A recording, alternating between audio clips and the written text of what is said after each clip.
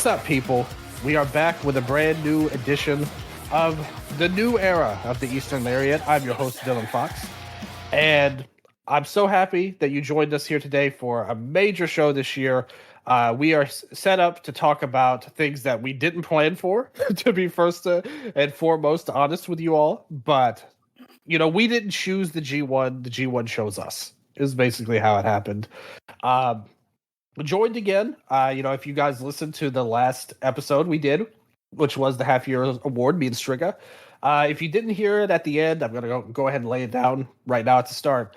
STRIGGA, he's taking a little bit of a break, a little bit of an unspecified hiatus. I think we've settled on that term. We didn't settle on that at all. I just made it up right now.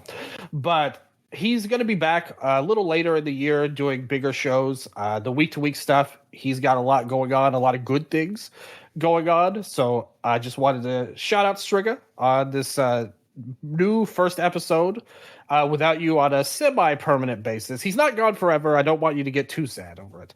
He will be back eventually, maybe a little bit more than that. We talked about it. I'm hopeful that maybe the itch will come back to him as it does with all wrestlers, in fact. And he'll be back to see you guys again very soon, I would say. Not too long. But for now, we're moving ahead, though. We move. And joining me for this very special show, again, totally unrelated to what happened with STRIGGA. We were going to do this anyway, but through no choice, no fault of her own, no choice of even my own, she has been promoted from guest to temporary co-host now. She is... I apologize. She does not need to apologize. She put in so much work to make this show happen. You guys don't even know right here, I promise. But she was on the last episode before the award show. We are here again. She talked about Kobe World, and now she's back talking about one of her absolute favorite things, tag team pro wrestling with Rey de Parejas was our original plan. It's like a fun side quest. Instead, she's moved up. She is the greatest Spurs supporter, the Heidi Klum of pro wrestling, a fashionista. Amy Hay. I'm going to pretend you call me a supermodel and just roll with it, but thank you so much for having me back. Hope for having me back. But like I said, you did not choose this. You just got thrust into the position of reviewing New Japan when we were supposed to be a DRAGONGATE expert. But you obviously, if people didn't get this from your last appearance, you don't just watch DG. You watch a lot of wrestling, actually. If you go on your Twitter or even your private or whatever, like you're watching AEW, New Japan, all sorts of stuff on there. So I definitely think you're beyond qualified. Whether you're a supermodel, fashionista, whatever you want to be, you could be both. You're also a true great mind in pro wrestling, as you proved to me just before we started the show with your tag team ideas. Yeah, Shun Skywalker for the World Tag League is all I'm saying. That may come true. That may actually come true. You know, we don't know what New Japan's going to do. We know what some of the things New Japan laid on us because, you know, we are here and we discussed this too. I feel like me and you are going to bring some gravitas, first of all, but gravity, more or less. Gravitas is a fun word, just like guava, you know. Here, I like saying it. But we're going to bring some gravity to the situation because after the final, I like the vibes of New Japan fans are at an all-time high. Like, STRIGGA has to be kicking himself. I don't think he's seen the show yet because he was on a trip. But when he watches his final, especially because Uemura is like his guy, he is going to flip and he's going to be like, what have I done on here? How could I miss talking about this? If Uemura had won, I think that may have inspired him to rub it in my face because I've been a Uemura doubter for so long. But we're here to remind you all of the full picture of this tournament. That is a piece of the puzzle, but you and I, Amy, we've put together the full puzzle. We've watched this tournament from top to bottom. You were there. You were there in the toilet with Shingo and Okan. This is the lead-in. Yes, so that's what we're talking about. The most important match, the thing that set the new standard. We talked about that. It's not the final. It happened long before that. It happened all the way on night 10. And But we don't have to go match by match. That's too granular. To be honest, we'll be here for 5 hours, and we've already been here for a while. But more or less, though, the tournament itself, there was a lot of ups and downs. And I saw you make this point on Twitter where you were saying that New Japan's such a weird promotion to grade for a promotion of the year because, yes, the highs are great and we all loved like the last matches and all that. But the stuff they have, their lows are so low that it makes them really hard to judge here. So we're just going to try to go through some big picture stuff right away here. Again, we had originally planned to do the Rey de Parejas stuff, which we will get to, I promise, at the end. But we're going to talk about G1 first. What's kind of your, after the final, which is obviously Ryohei Oiwa winning the G1 and over Yuya Uemura in a match that's been hailed and beloved by so many people. What's kind of, after you've taken in the tournament, you've watched the final, she didn't watch the Shingo no Khan match. I got her to watch it before we did the show. I just want to admit that publicly. It was my idea. But with all that, you've seen the best and the worst of it. What's kind of your vibe on New Japan now after the tournament, after the G1? How did you think the tournament was overall? And where do you think the company is at right now? I think it's the best G1 in years, but with a tournament that had very bad decisions. And 2024 and 2023 now. Like, I said the thing on Twitter. I said, if I did my drinking game during the 2023 single outside the barricade spot happened, I would need a liver transplant. That was all they were doing during that tournament. This tournament, though, I think the peaks were peak. Like, anything among some of the best wrestling you're going to see this year. The finals, 5 stars, I thought it was a phenomenal final. The B block was, in my eyes, highly underwhelming. That he took a match to a toilet, probably has one of the worst tournament runs of the entire decade. I think if you're grading on like what matters more, the peaks or how consistent it was, if you take the peaks, it's like the best G1 in years. So overall success and a great winner. Yes, I definitely agree with that. And that's kind of the point of this tournament. If you're hyper focused on the high end, then this was fantastic. And even if you take everything in account, and I said this, and listen, if you guys heard mine and STRIGGA's preview, oh, by the way, I want to shout this out. I totally forgot to mention this. We're going to talk about Tenzan in a little bit. But if you want to see more or hear more of me and STRIGGA, go to our YouTube page and everything and just check our feeds because this next week I'm going to upload all of the series we did 6 years ago where we were looking at the 3rd generation, and I've got all the matches we did for the week of Tenzan. So you're going to get more STRIGGA too, just more with just all about Tenzan on his career. But when you look at the main part of the tournament, things were great. And when we were going into that, if you listen to that preview me and STRIGGA did, I was not into this tournament at all. I was really down on New Japan. I thought that Best of the Super Juniors, that was one of the worst in years. I feel like I was really not happy with where the Dominion show I thought was very underwhelming. Me and STRIGGA agreed on that for sure. And it just felt like things were just like in this spiral of uncertainty and unhappiness with the sale of the company going on. But by the end of this tournament, after that final, after everything that happened, I was like, damn, this was one of just exactly what you said, Amy. This has been unquestionably one of the best G1s in, the decade. I would say of the 2020s, it's the best for sure of the 2020s. 100%. 100%. Yeah, and like you said, we've had a couple of years that were like, I was just waiting for it to end by the end. Last year's wasn't really like that, excuse me. But like you said, there were some bad decisions made that really lowered it because there was a lot of good wrestling last year. And every year you're going to see, if you pick the 10 best matches, even of the mid years, you're going to feel like, damn, those 10 matches were great. But as a whole, watching the tournament turns into a big slog. And this year I didn't feel that way. If anything, I felt like they picked up momentum as time went along. Even B Block. I thought by the last couple of nights, because I was like you, B Block was not it for me. I've graded, if you're a subscriber to the Eastern Lariat Patreon, I reviewed every single match of the tournament before the final on here, whether it was written with the L Weekly or on audio. and I calculated all of my ratings, and I went through the pure tournament rating system I put together years and years ago at this point, and I basically rated everyone's tournament. And if you look at the top guys, probably like literally of the top 10, 3, 4, 5, 6, 7, 7 of the top 10 guys were A block players, in my rankings. So that shows you the difference, and there was a big difference and a big gap in storytelling too. But I will say this one thing I loved about this tournament. You mentioned how good the winner was, and I think it was kind of a good setup for the theme of this whole thing.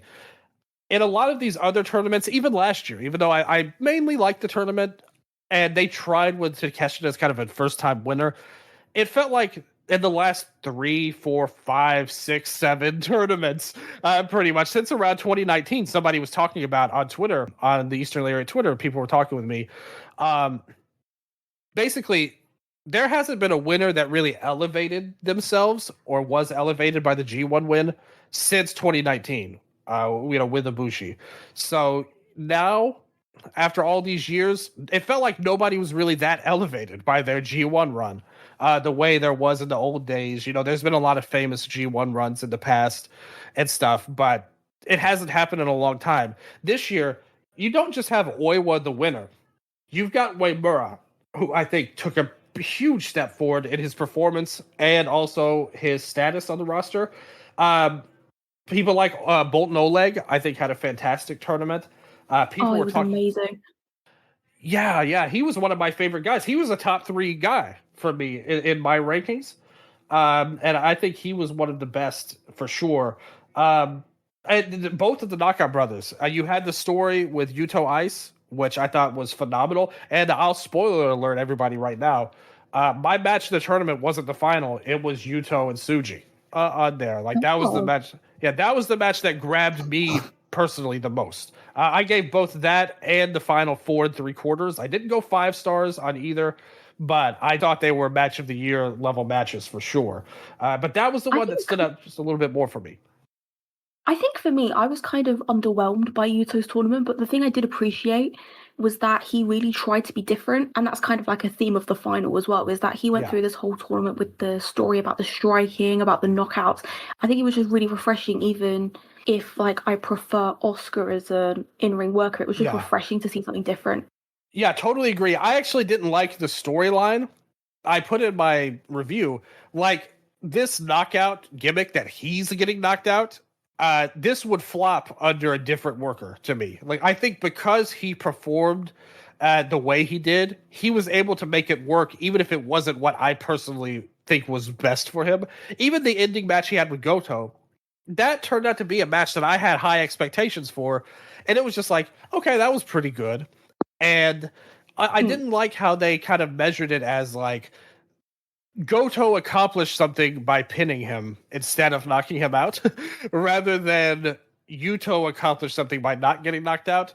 But it's not a good gimmick for me in general. But I thought he made it work through his efforts, even though, like you said, if you just look at pure match quality, I think outside of that Tsuji match, he wasn't having the kind of breakout tournament that we might have wanted.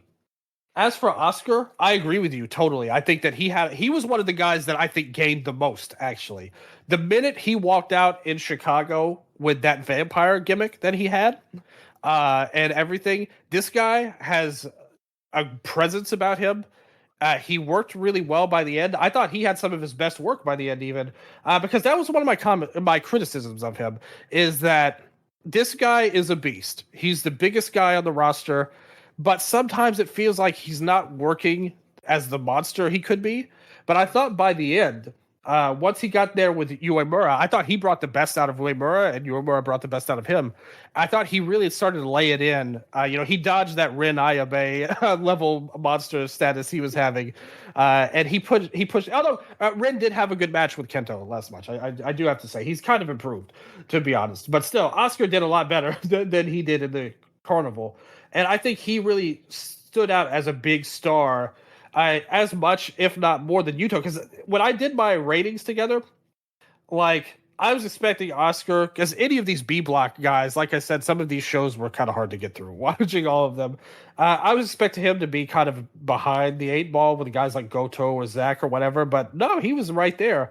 Like Yuto and Oscar, they were right next to each other in my rankings. So, and the thing is, Oscar's tournament was more impressive because he didn't have the guys that, if they had switched blocks, I think Oscar's tournament would have actually been better, even pound for pound. But even as it is now, I think he stood out a lot more, and I was really impressed with the big man and our commentary too. We can't take that away from him either. I think the thing I liked about both of their tournaments is they had a real tournament story, because Oscar had the leg and Newman had the back and the shoulder. I thought it was really nice, kind of. So I think that helped Oscar a lot as well. Yeah, absolutely, and he really gained a lot because he was at a place where I think everybody kind of saw Yuto as the star of the team, and Oscar was kind of like his sidekick. But now I think he really proved that, hey, he could be a main guy too, like a main character. Oh, 100%. 100%. I think it's so refreshing to have a big man worker that's great at selling. Yeah, exactly. And that's something that really helped his tournament along. Even when he was a little soft for my taste, him as a defensive wrestler, I think, did a great job throughout. It helped. Like I said, he was one of the better workers of B block straight up, like to me. But, outside of Uemura, where did he rank? Yeah, see, he was second in B block to me, behind Uemura, and that includes the finals. So that shows you Oscar had a great run. Newman, I thought, was him and Hanare were kind of on that similar pact where they were reliable in different ways. But Newman didn't really. He was a very up and down work, in my opinion. I think he had some matches where that story really worked that you talked about, and then there were some times where I felt like that could have been done a little bit better. In particular, I think them against each other, like Callum and Oscar. I thought their main event. Like it wasn't terrible, but I definitely thought there was potential. When I was going in, I thought that would be a better match, a really recommendation. Yeah, but instead I saw it just kind of moved on. Sorry, I don't think they played into it enough where like they're both going into the absolutely crippled workers of the tournament. So I was kind of looking for like a real face off of who's going to be more crippled by the time they get out of it. So I thought it was a bit underwhelming as well. Absolutely agree with that. But besides that, I do think Newman did a mostly fine job as well. I liked what he brought to the table. I thought he had one of Drilla's best matches. Drilla was a guy who didn't impress me very, very much in this tournament, I have to say. But I thought not moved by the Drilla Killer? The Drilla Killer is a great move. But my problem with him is that this man, I don't know, he wrestles like a wrestling robot.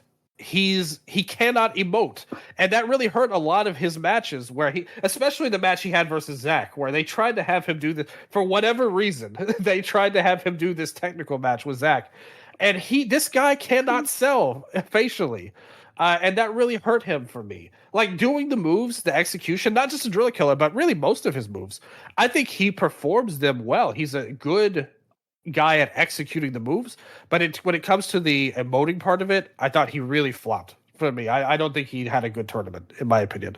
Do you agree or disagree with my?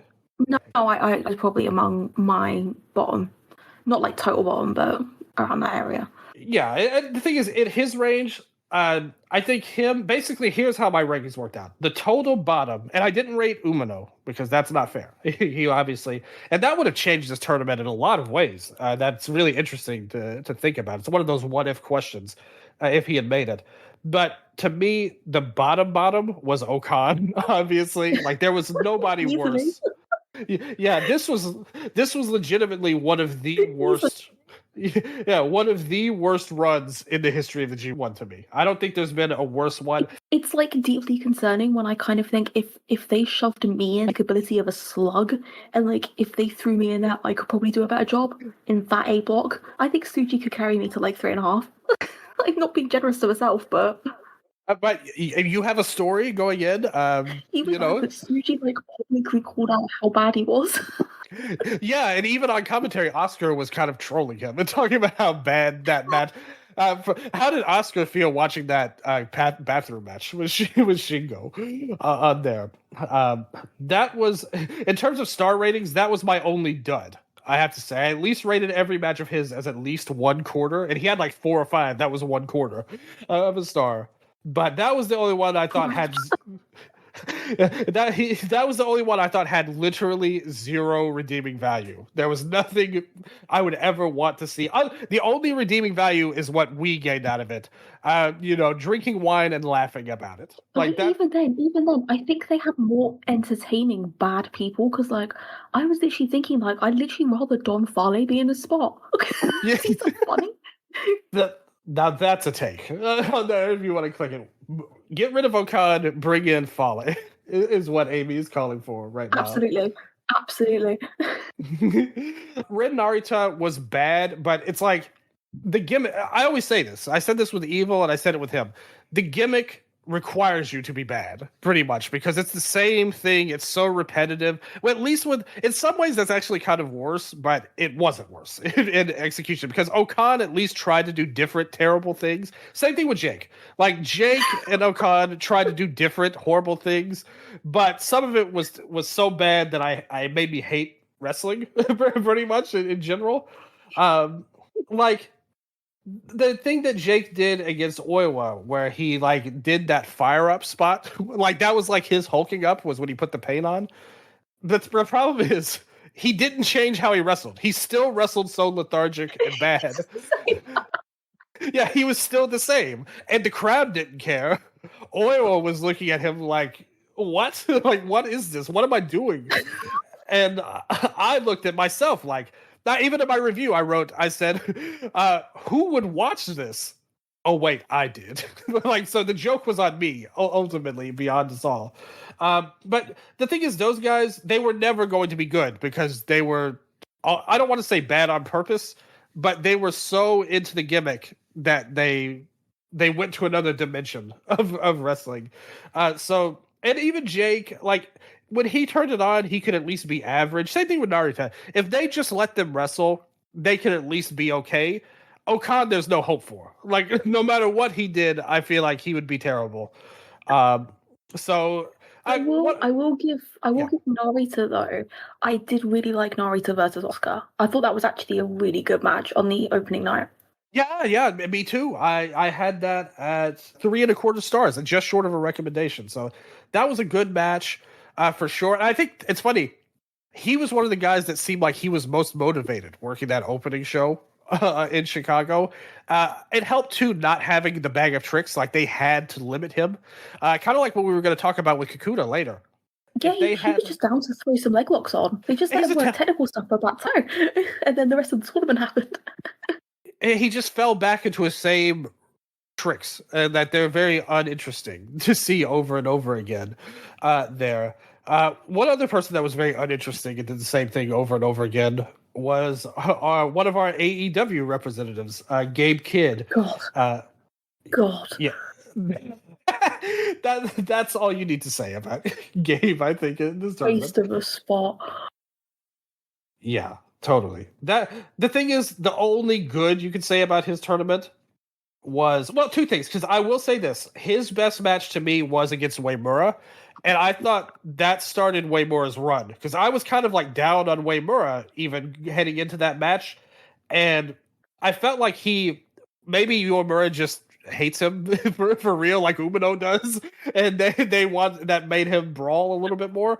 But I thought that brought a little bit more out of Uemura, so I thought that was a legit good match. I had that 3.5. Everything else was so bad, and plus he's very irritating to watch on top of it, just with his whole gimmick. So he didn't bring a lot to the table. We talked about Drilla. Sonata had that amazing match with Tsuji. Like that was the most unexpected match of the whole tournament. I'm not even like a Sonata girl, but I actually quite liked this tournament. I just thought it was funny. I'd just rather have someone entertaining than someone boring. Yeah. And to me, he is like your wrestler, I feel like, on paper, just because he is the fashion guy of all of wrestling. Every time he comes out with something that you never would, like out of Lady Gaga's collection or something, I think, sometimes. It's amazing, with like zero in between. But I will say, G1 opening night outfit is on Gear of the Year. Just slight spoiler, the gold is on. It's amazing.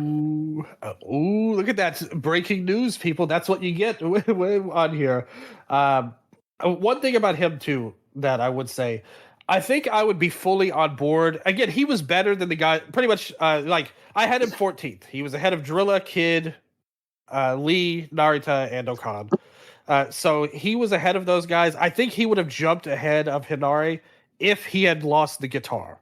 If he loses the guitar and maybe either gets rid of it entirely and be more serious, or he gets the ukulele fully, then I could commit to him fully. Oh, please, ukulele.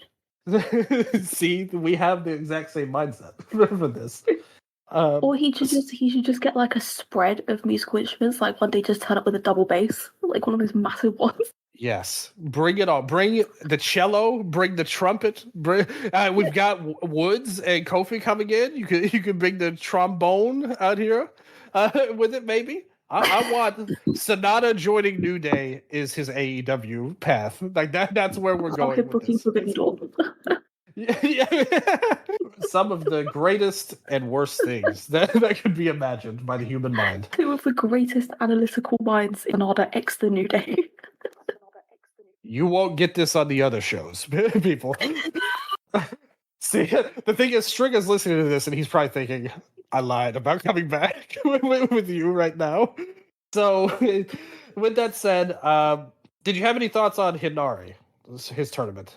He is incredibly bald and has a face tattoo. I mean, I will say he was an absolute psychopath. I thought that was legit really good. Yeah, me too. That was his best match to me. Like, not even doing a bit, he was actually really good. Yeah, he's not bad, really. It's just, to me, his role is exactly where it should be. Like, gatekeeper guy, not with Okan as a tag champion. That's not the right role. But I think him as, like, power guy, I thought he actually worked pretty well, especially compared to Drilla because they tried to do a similar match where Zach controlled it. I thought he emoted a lot better. Sometimes he's so over the top it gets kind of cringe, but when he's just wrestling, that's okay. Like his execution is not bad. I would say some matches were worse than others, for sure. He's not a standout player, but I think from this point on, I would say that's the top 13 guys got at least a 3 out of 5 in my pure tournament rankings, and that's really good. We talked about Newman. One thing I'll bring up on Newman real quick. What did you think about how not just he performed, but how they booked him? They gave him this semifinal run. He's coming off of this world title reign. It was really only like a couple of months. Do you see, like, I kind of thought with the Hinari match at the end, because we liked that match a lot, but I thought that the match would be used to tell more of a story for Empire. And instead, it's like he's wrestling and doing his thing, and then the most advancement we got for him was like Ospreay talking about him on Twitter. And it's like, I really thought they could have set a seed or something for the future for him. They didn't. Yeah, I thought it was angling they'd want to do for like Newman and Hinari, but I think considering like everyone knows what he's going to be doing in January, you know, everyone knows what's going to be happening. I agree. I don't think they could have done maybe like everything, but just a bit of dissension or something like that, or just like, I don't know, just maybe just something a bit more than what we got. And to be fair, they kind of did that at the end with Cobb coming back, which I have to say, Newman looked so goofy when he was standing there pointing at his wrist. He was like, "Look at this! Look at what I've got on my hand here! Look at it!" And Cobb's just standing there, like, "Yeah, you know, crowds up, or like whatever." And then he attacked him, which I will say that did feel justified because Newman looked so stupid, like standing there pointing at his wrist over and over. The one thing I will say though, do you remember when I said the best thing that he did was sub himself into the Apuestas match as a bald man? Accurate. The best thing that Callum Newman has done in this entire thing is he's with the sword on the night of the finals. Because I woke up to watch the finals and I literally turned my screen on just as Callum Newman was sat there across from Gato with a sword in his hand. And you just know, if they wouldn't delete this off of Twitter because they're so up their ass about deleting everything, that would have been memed to high heaven. Him trying to attack Gato with a sword and cut his head off. I think it was legit as I woke up and I was crying. I was like, what have I tuned into? Why is he threatening to behead someone? The amazing world of Amy right now, waking up to see a man nearly behead someone else here. So, do you have any thoughts on Cobb's return? How do you think they handled it? what do you think his role? To me, here's what I feel. I'll jump ahead of you on this. He's kind of like another Hinari to me, like mid card power guy, gatekeeper. Like if they were a team, I think that would be better than Okan and Hinari. I mean, anything's better than Okan. That's true. One of us could be better than Okan. You've already put that out there. So, but yeah. So I think Cobb, he was set up to get that title match before he left, and they've happily taken him back. I don't see really any upside to him other than mid card guy. Like put over Newman, and that's about it. like I don't think there's any more upside to him than that. No, I mean he's just basically the same role that he did before he left. But unlike then, there's no real onus to give him anything more because they've got, I mean, the dangerous JAY. They've got Zane J. So it's like they've kind of beefed up. Okay, he's Unbound now, isn't he? Yeah. He went to Unbound. Yeah, so I mean, even in that, best person in the unit. I mean, so it's like, there's not really much to do with him, to be honest. Still, though, a fine worker. Like him versus Okan, he's like that's a big upgrade to me. So if he's portraying that role, I'm for it. But yeah, I don't know what they're gonna do. But I have a pitch for you here. Okay, listen to what I think should happen next. So now that Cobb's back, I think we need to kind of reunite, kind of pair him against Hinari, two big guys on that end. Callum and Hinari could have a falling out. That gives him something to do. But I think the United Empire needs to have a new ace. Something that no one would expect. Another return to counter. And of course, I'm talking about Cobb's former WWE faction mate, Tangaloa, is now back to team with Okan. Yes, unironically, we need to get the chops back. I mean, that clip of Tangaloa throwing chops at Okada just keeps me going. So funny. Isn't that like such a shame? Because Loa is so bad that he's genuinely charming, actually, and I think that's. Is. But that's Okan's peak, though. Like that's the most we can hope for is that can he be so bad that we start to like him because there's a charm to how bad he is, like Tangaloa. Is that possible for this man? Hilariously, when we're comparing him to Okan, is like Anga seems like the roster wouldn't openly shit on him like they did with Okan this tournament. Like, at least they would probably. And the thing is, the differences too. Tangaloa, he's terrible because he's not talented. Like that's his problem. Okan is terrible. Not only is he not talented, but he also doesn't love this, and he doesn't actually care about anything to try. Loa will at least try his hardest. He'll try his heart. He'll bless his heart, as they say in the South here. With Okan, it's like he doesn't give a shit. So he's just going to goof around for no reason. But tournament, to me, like Zach and Goto, they were right next to each other in my standings. And they served basically the same role. Like old guard, there to be stabilizers, can always have a good match. Unless you're in there with like Okan or Jake Lee with Goto. You can count on them to have reliable matches. Goto did have that match with Tsuji, which I think is still one of the best in the tournament overall. Yeah, that's in my top 5. Yeah, me too, for sure. Zach was very consistent and he wrestled very well in his block, but he never really had the opportunity to have like that level of a match. So I took Goto ahead of him to sneak into my top 10, but they kind of performed the same route. Do you have any thoughts on either of their tournaments? Tsuji versus Goto was one of the best matches of the tournament for the longest time. And then it's on such a run that he had like 3 more better matches than me. But it's fine. I will say I'm not like a slight spoiler for the. Yeah, I'm not like jazzed about it. It doesn't like set my world on fire, but it'll be good. Yeah, and that's all. Like that's all it can be is like a good filler title defense. We're not wasting a bigger match on that. What about Claudio coming in? He's great. He was like the MVP of that Grand Prix match we watched for CMLO on there. Him and Pac. It was just like Claudio and Pac have had such good years, and it was like I saw someone on Twitter, John Moxley's a Wrestler of the Year contender. I said he's not even the best Death Rider of the year.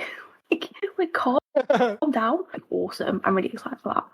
Yeah, that's for sure a banger. And I think that's what that show is kind of about. Like soul food, meat and potatoes wrestling. They're not trying to even do anything that interesting. They're just promising you good matches and that we can move on from to bigger and more important things in October. There. But I'm for it. One of the big stories for me in the tournament, though, and I really want to hear your thoughts on him, is Aaron Wolf and what they did for him. There was a ton of hype. He was one of the guys I spotlighted. How do you think they and he handled his first tournament? Well, I'm gonna caveat by saying like I think some people who I don't know, like not anti Aaron Wolf, but like not as locked into a rookie of the year push for him, maybe were like going into it thinking that he was gonna be bad. I was of the opinion that like this guy is 6 months into his career, he's being put into the biggest tournament in the company and one of the biggest tournaments in wrestling. So for me, I was kind of thinking he's gonna, but that's a good thing because you wanna, and I thought this about Yuto as well and Oscar and all the year one guys. No this are, so you can work on them. So I thought the fact that they even just put him in was a really good decision. I thought the Zach match was awesome. And I think part of that was just they just matched up really well. I don't know what you thought about that. I thought the Zach match was his best performance. I think that was a really good match. I think either that or Oscar. I think he delivered in two totally different ways. So I'm kind of totally on the same page with you. First of all, 100%. If he was not in this tournament, I would have been ranting about it every one of my shows I did on Patreon about why he not in, because he needed this sort of experience. Because remember, he basically did the same exact match for 6 straight months. Like he had no other matches other than House of Torture matches, so he desperately needed more variety. And we did have another House of Torture match here, but you had the Zach match where you got to show more of the judo versus the traditional technical style of wrestling. You had the Oscar match where he got to be a legit size underdog. He got to show that off. He got to wrestle Callum, who put more speed against him, and you got to do a different style there. So you had all these different types of wrestlers. I think him versus Drilla was one of Drilla's best matches. Actually, I thought they matched up surprisingly well.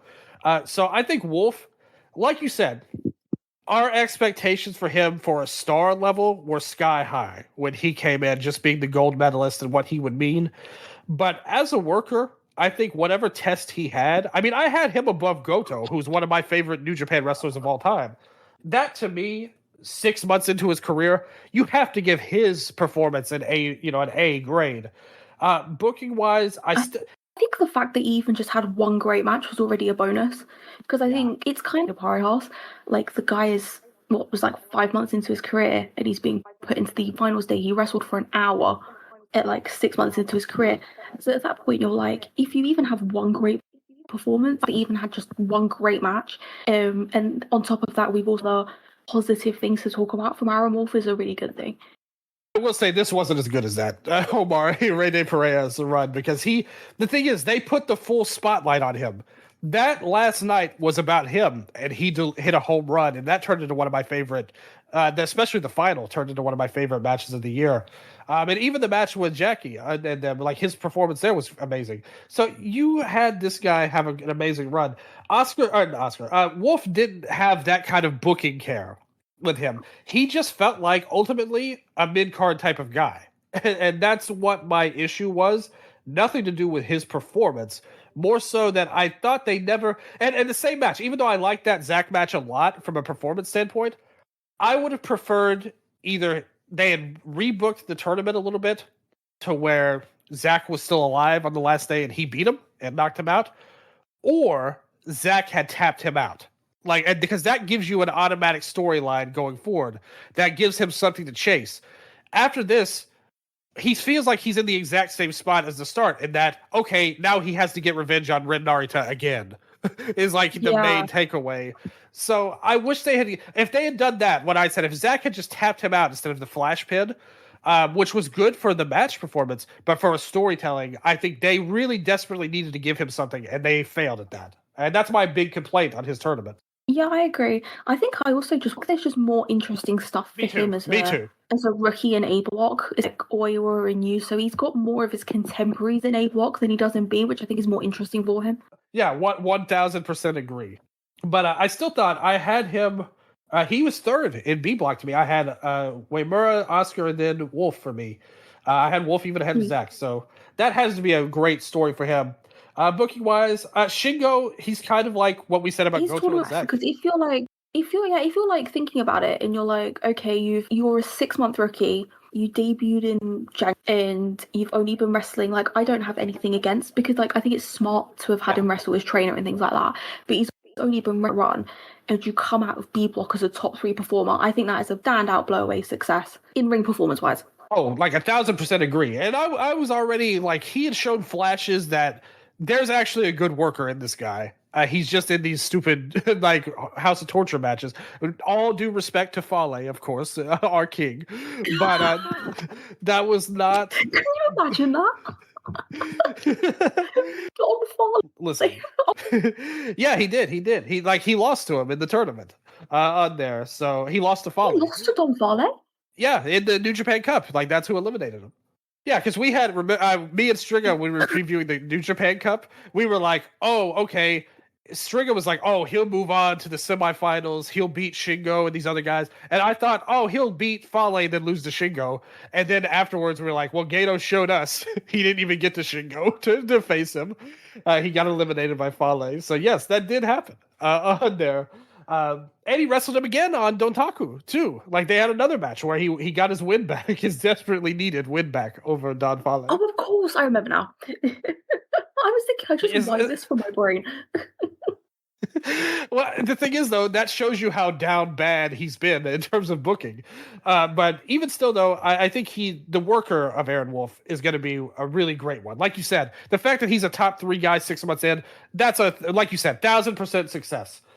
So nothing but praise for Wolf. Wish the booking was a little better. Shingo, kind of like Goto and Zach to me. Good tournament. Nothing to complain about.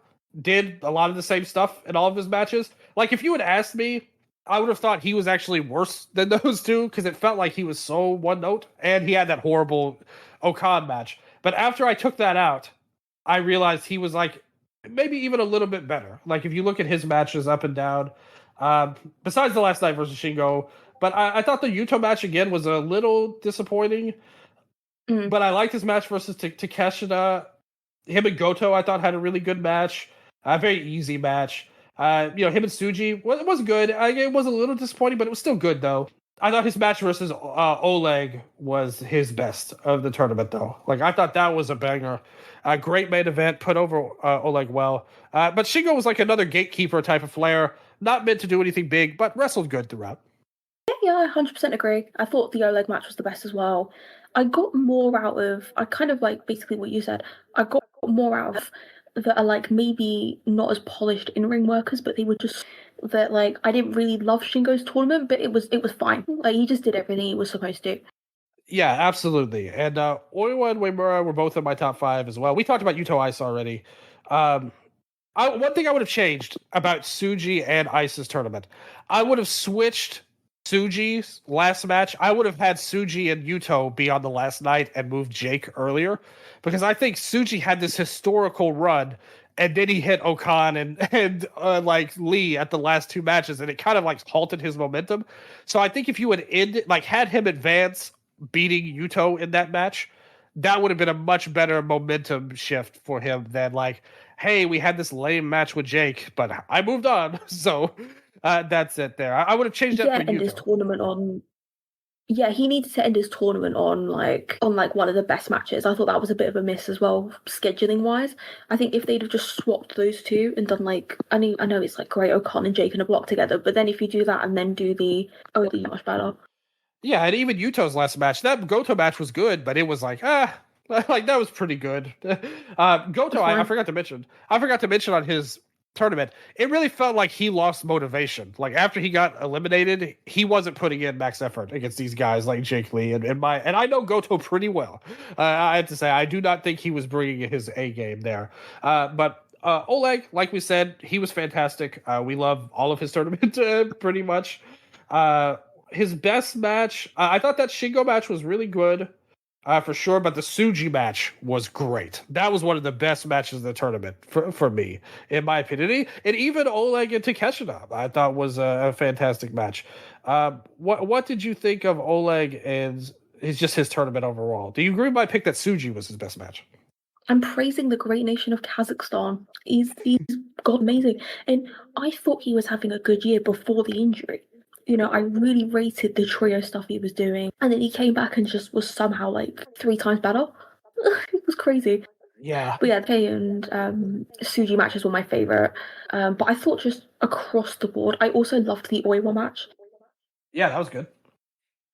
Yeah, really hard to say anything bad about our Kazakhstan boy here. Great future for Oleg. And I have a take on Takeshita here that may surprise you and maybe everybody. We'll see what you think of this. This may be a disagreement.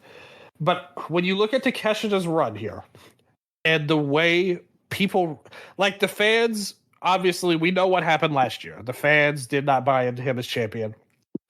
There were some questionable decisions made on his title reign in general, I would say. But even coming into the tournament, he didn't have the heart of the fans.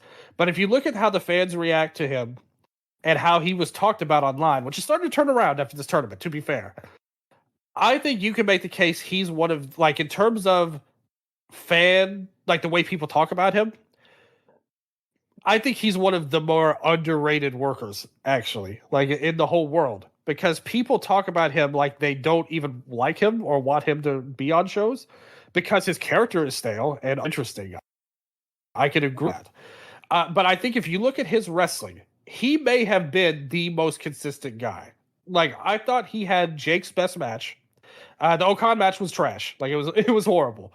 But if you look at his matches, for me, I had the match versus Tsuji, and that was over 4 stars. The match with Ice was almost 4 stars. The match with Oleg, over 4 stars. The match with Goto, 4 stars. I thought that was a good main event. Shingo match was good. I didn't have that 4 stars, but it was still 3.5. Sonata match wasn't that inspired, to be fair. Oiwa, I thought that was Oiwa finding himself, like, in his match, like in that match with Takeshita, and he made that work. Like, you're looking at him up and down, top to bottom. I thought his run was great, and I think he's a guy nobody was really talking about because he wasn't, like, his character is uninteresting, and you can't really go anywhere with him, but his pure wrestling, I thought, was fantastic in this tournament. I'm a lot with you because I think the issue for him last year was that he was DDT's ace winning a G1 and the audience wasn't ready to receive him as a New Japan wrestler. Like, even if you remember at the time when he got announced, DDT fans were at a show. Like, there was literally a DDT show running alongside the G1 final, and someone at the DDT show was like, "Hey, Takeshita just won the G1," and the place just erupted. And people remember how quiet the crowd was when he won, and that people weren't really locking into him. I think that given the year go away a bit, he comes back a bit more often. I think they're just kind of receiving him a little bit more as a New Japan guy than a DDT guy, and I think that's kind of helped people, because he's in Hontai now, so he's in a unit, has affiliations with people on the roster. He doesn't really feel like a guest. I think that was kind of how I felt about him last year, was even though he'd signed, he kind of like, I was like, this is DDT's ace winning a tournament. Whereas this year, I'm like, okay, this is Konosuke Takeshita, if that makes sense. Yeah, I totally get what you're saying. And I think another thing that held him back with the native fans, especially, and we saw that even during the tournament. I remember after around halfway through the tournament or so, the block leaders were him and Kid. And everyone was saying, oh, 2 AEW guys leading the blocks right now. And the fan support for AEW is like super bad for the native fans, especially. And obviously there's a big relationship with them in AEW, but I think that kind of hurt him a little bit. But by the end of it, he basically hammered, like he brute forced good wrestled his way to people liking him again, I feel like. And like you said, I think what they did, it ended up like with him working with Shun, which we're about to talk about very soon, with Shun's debut. But I think what they did with that angle and him and Hontai, like you said, he feels like he's an accepted member of the roster. And I think that makes his tournament a huge success, even though he didn't make the semis or whatever. I think that was the thing he needed most, was to get people to like him a little bit better. And I think they did succeed on that. It's kind of a lot similar. This is going to be a weird comparison, right? But it's kind of quite similar to like don't know why I'm making this comp. It's kind of similar to Jack. When I remember when Jack Morris your was in his favorite. first That's one of your guys, Amy. You know that. But like, I remember when Jack Morris was in his first M1, and everyone was like, "Who the hell is this?" Like out of everyone that could be in the N1, is this? By the year that he got in the finals, when he'd integrated himself more in the roster and he'd had that time to kind of build affiliations with people and build rivalries and things like that, the people were actually for him in the final. Like, I remember during parts of the final, people were actually cheering for Morris. I think that's kind of like, I think that bit of time has done quite good. And I think that's a good reason, I think that's a good thing why, even though Shun kind of, we'll go on it, but Shun coming in not at the beginning, going into a G1, I think is going to really help him, because he's now going to have a year where he can kind of, okay, this is Shun Skywalker, the New Japan guy, before he enters into a G1.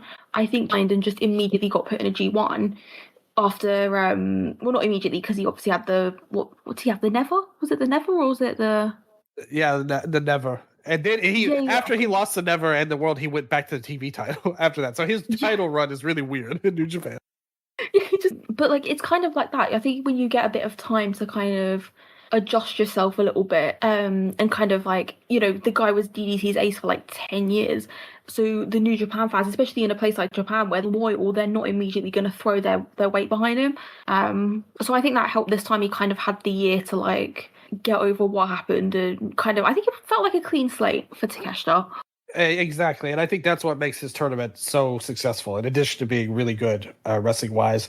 But for me, the unquestionable MVP of this tournament, the man they should build a statue of outside of New Japan headquarters, that's how good his run was to me. One of the best.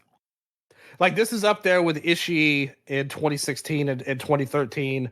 Tanahashi, Ibushi had some great runs in there. Even going way back to the originals, like Chono and them in the first couple. I think his run needs to be up there.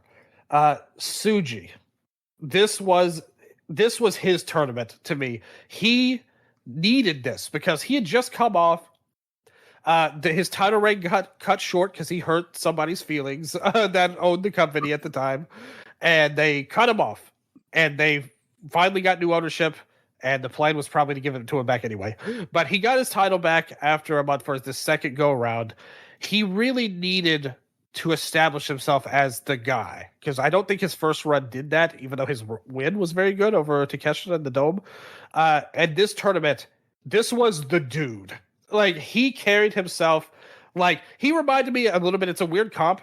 And I actually think he wrestled better than him. This might be controversial to say, but he reminded me of how Kento is in All Japan Champion Carnivals, where every time Tsuji walked out, he walked out like a guy who had 100 points. And he had already been so far ahead of everyone else. And he just owned the room every time. He got the best out of all of his opponents. Outside of Okan, which made him even mad, pretty much there. He was very frustrated by the end of that match, which was very funny, to be fair. But this guy wasn't having good matches. He was having great matches throughout. The Oleg match, standout, 4.5 stars for me. The Goto match I thought was 4.5 stars. One of my favorites of the tournament. The first match with Takeshita, he really shined. And the Yota match, that was my favorite match of the tournament, where they got to show out. Such a simplistic way of wrestling, and it was executed so perfectly to me. I had a hair over the final, but I thought Tsuji's tournament, this was it. Like, not just, that's another thing we're talking about. Up and down these guys we've gone through, it's not just that they wrestled good, it's that they accomplished things. Like Takeshita winning the fans over a little bit better. Yuto gaining his respect with the storyline. Callum worked his own storyline. Wolf, like 6 months in. And then Tsuji as the champ. This guy looked like a legit ace level character to me. And I just thought his tournament was fantastic. And I'm not calling out anyone in specific because it was quite a big portion of people. It killed me on Twitter that there were people making takes that Tsuji should not walk into Wrestle Kingdom as the champion. Because this entire tournament was like, just try and pry this belt from my cold, dead hands. I got 3 stars. Well, not 3 stars. I mean, we're not that generous. But I mean, I got something. Okan. I mean, they should build a statue to him in Tokyo just for that. But I have my stars for Tsuji on hand because you just did it. So day one, Konosuke Takeshita versus Yoda Tsuji. I thought I was like, it wasn't my favorite match on the show. I went 4. Yoda versus Yoda Tsuji, 4.5. That was my match of the tournament for the longest time. Tsuji versus Shingo, 4.25. Yuto Ice versus Tsuji, 4.25. Tsuji versus Ryohei Oiwa, 4.5. Tsuji versus Bolton, 4.75, and 4.25. So nearly every single match of his that I saw, because I didn't watch the Jake Lee one. I watched the Great O'Khan one because I have no regard for my personal time. But I thought he was literally had I thought it was a career-defining tournament. I totally agree. And the Sonata match, that had to be like the best Sonata match he's had in a long time, like very, very many years. I would say, if ever. Oh yeah, I went borderline on that. Oh yeah, I went like high 3s on that. I thought it was legit. It was good. Yeah, me too. I had it at 4 stars. I was a little higher than you on that one. So I said, screw it. I'm putting this at highly recommended because 3.5 and 3.75 are my recommendations. 4 and above is highly recommended, and 4.75 and above is match of the year level, which I put him in there. So very good stuff. And so with that said, we went to the semifinals. We had, Oiwa and Callum. I thought was not nearly as good as Tsuji and Uemura to me. Like that was a 4.5 for me. I thought it was like Uemura's best match to that point and really elevated him well. And both matches did, to be fair, even the Callum and Oiwa match. They elevated, and by the end, between that and the Tenzan thing, I thought they had successfully built to a great final. Or at least a hotly anticipated one, anyway.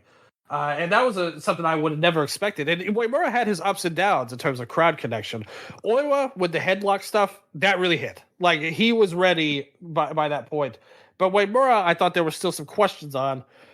And that match with Tsuji, I think Tsuji did an amazing job, even in a loss, of elevating him successfully there. So Tsuji killed it again. Before we wrap this up overall and get into things, I will ask you real quick about the Tenzan retirement. Do you have any thoughts on how that played out and just Tenzan thoughts in general? I thought him teasing the moonsault was hilarious. Yes, that was amazing. I think I already tweeted about this on private, and I don't want to dog her because I don't dog people. I can't remember, it was like a couple months ago on AEW where I thought Anna Jay was going to go for an Orihara moonsault and I nearly shit myself because I'm sat there like, Jesus Christ. I didn't think I was going to get that concerned for someone, and then Tenzan started teasing someone. And I was like, we don't have the knees for this. I was like, take it home. But no, it was a fantastic match. I thought great retirement opponent, of course. I thought getting basically every single miscellaneous old man that could have ever, obviously, but all the other miscellaneous non-criminal old men that have been around in his career. When Iizuka showed up, I cried laughing. I thought that whole thing with Iizuka was so good. And I will say as well, I can't remember a time in recent, someone who's watched more tournaments than me will probably know. I thought it was really awesome that not only Oiwa going through to the final, but they had a genuine connection to Tenzan. And it almost felt like Tenzan retiring just added that much more to the final. I've ever seen that before, where a retirement adds so much to something for the new generation, right the next day.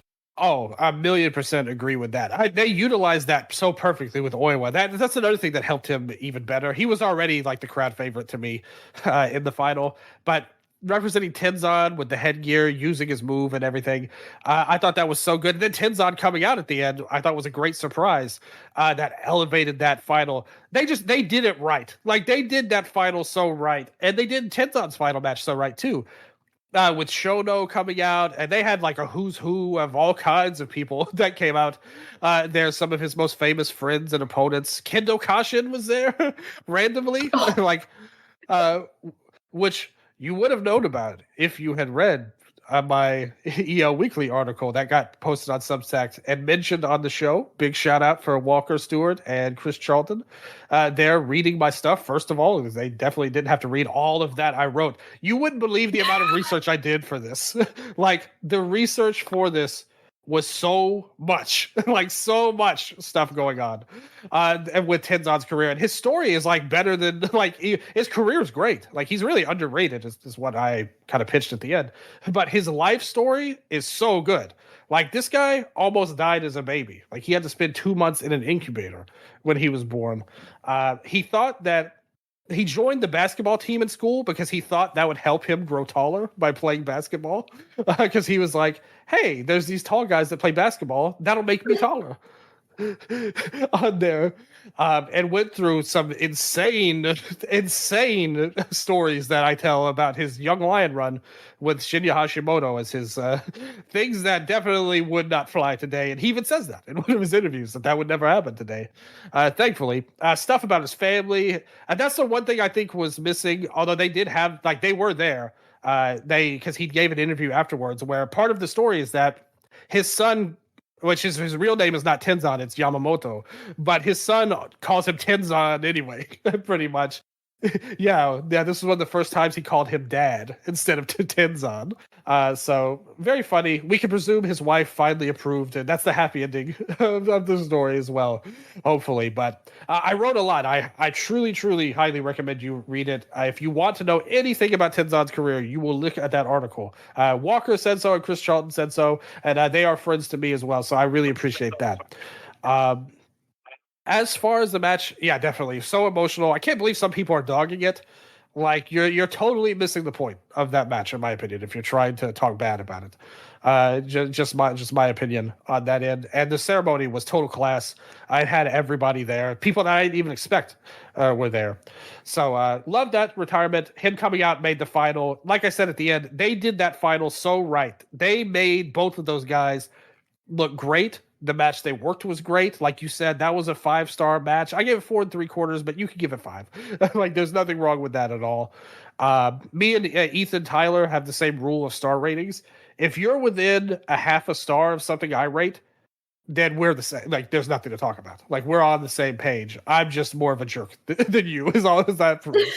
Overall, because I don't want to give out 5 stars unless I really, really have nothing I can say. And I do think there was a criticism that I saw that Uemura's arm work could have played more into the finish, like when using the grip is obviously like the headlock is obviously an arm-based move. I get that, but it still did. It only took away a 1/4 of a star for me. It's not like I'm saying this match sucks, but nobody's really saying that. Pretty much everybody is bringing this up as like this was a great match and a turning point for the company, and it felt like to me. And I posted the picture that day. Like, as soon as the show ended, I posted that picture of them raising their arms. I screenshotted it and posted it there.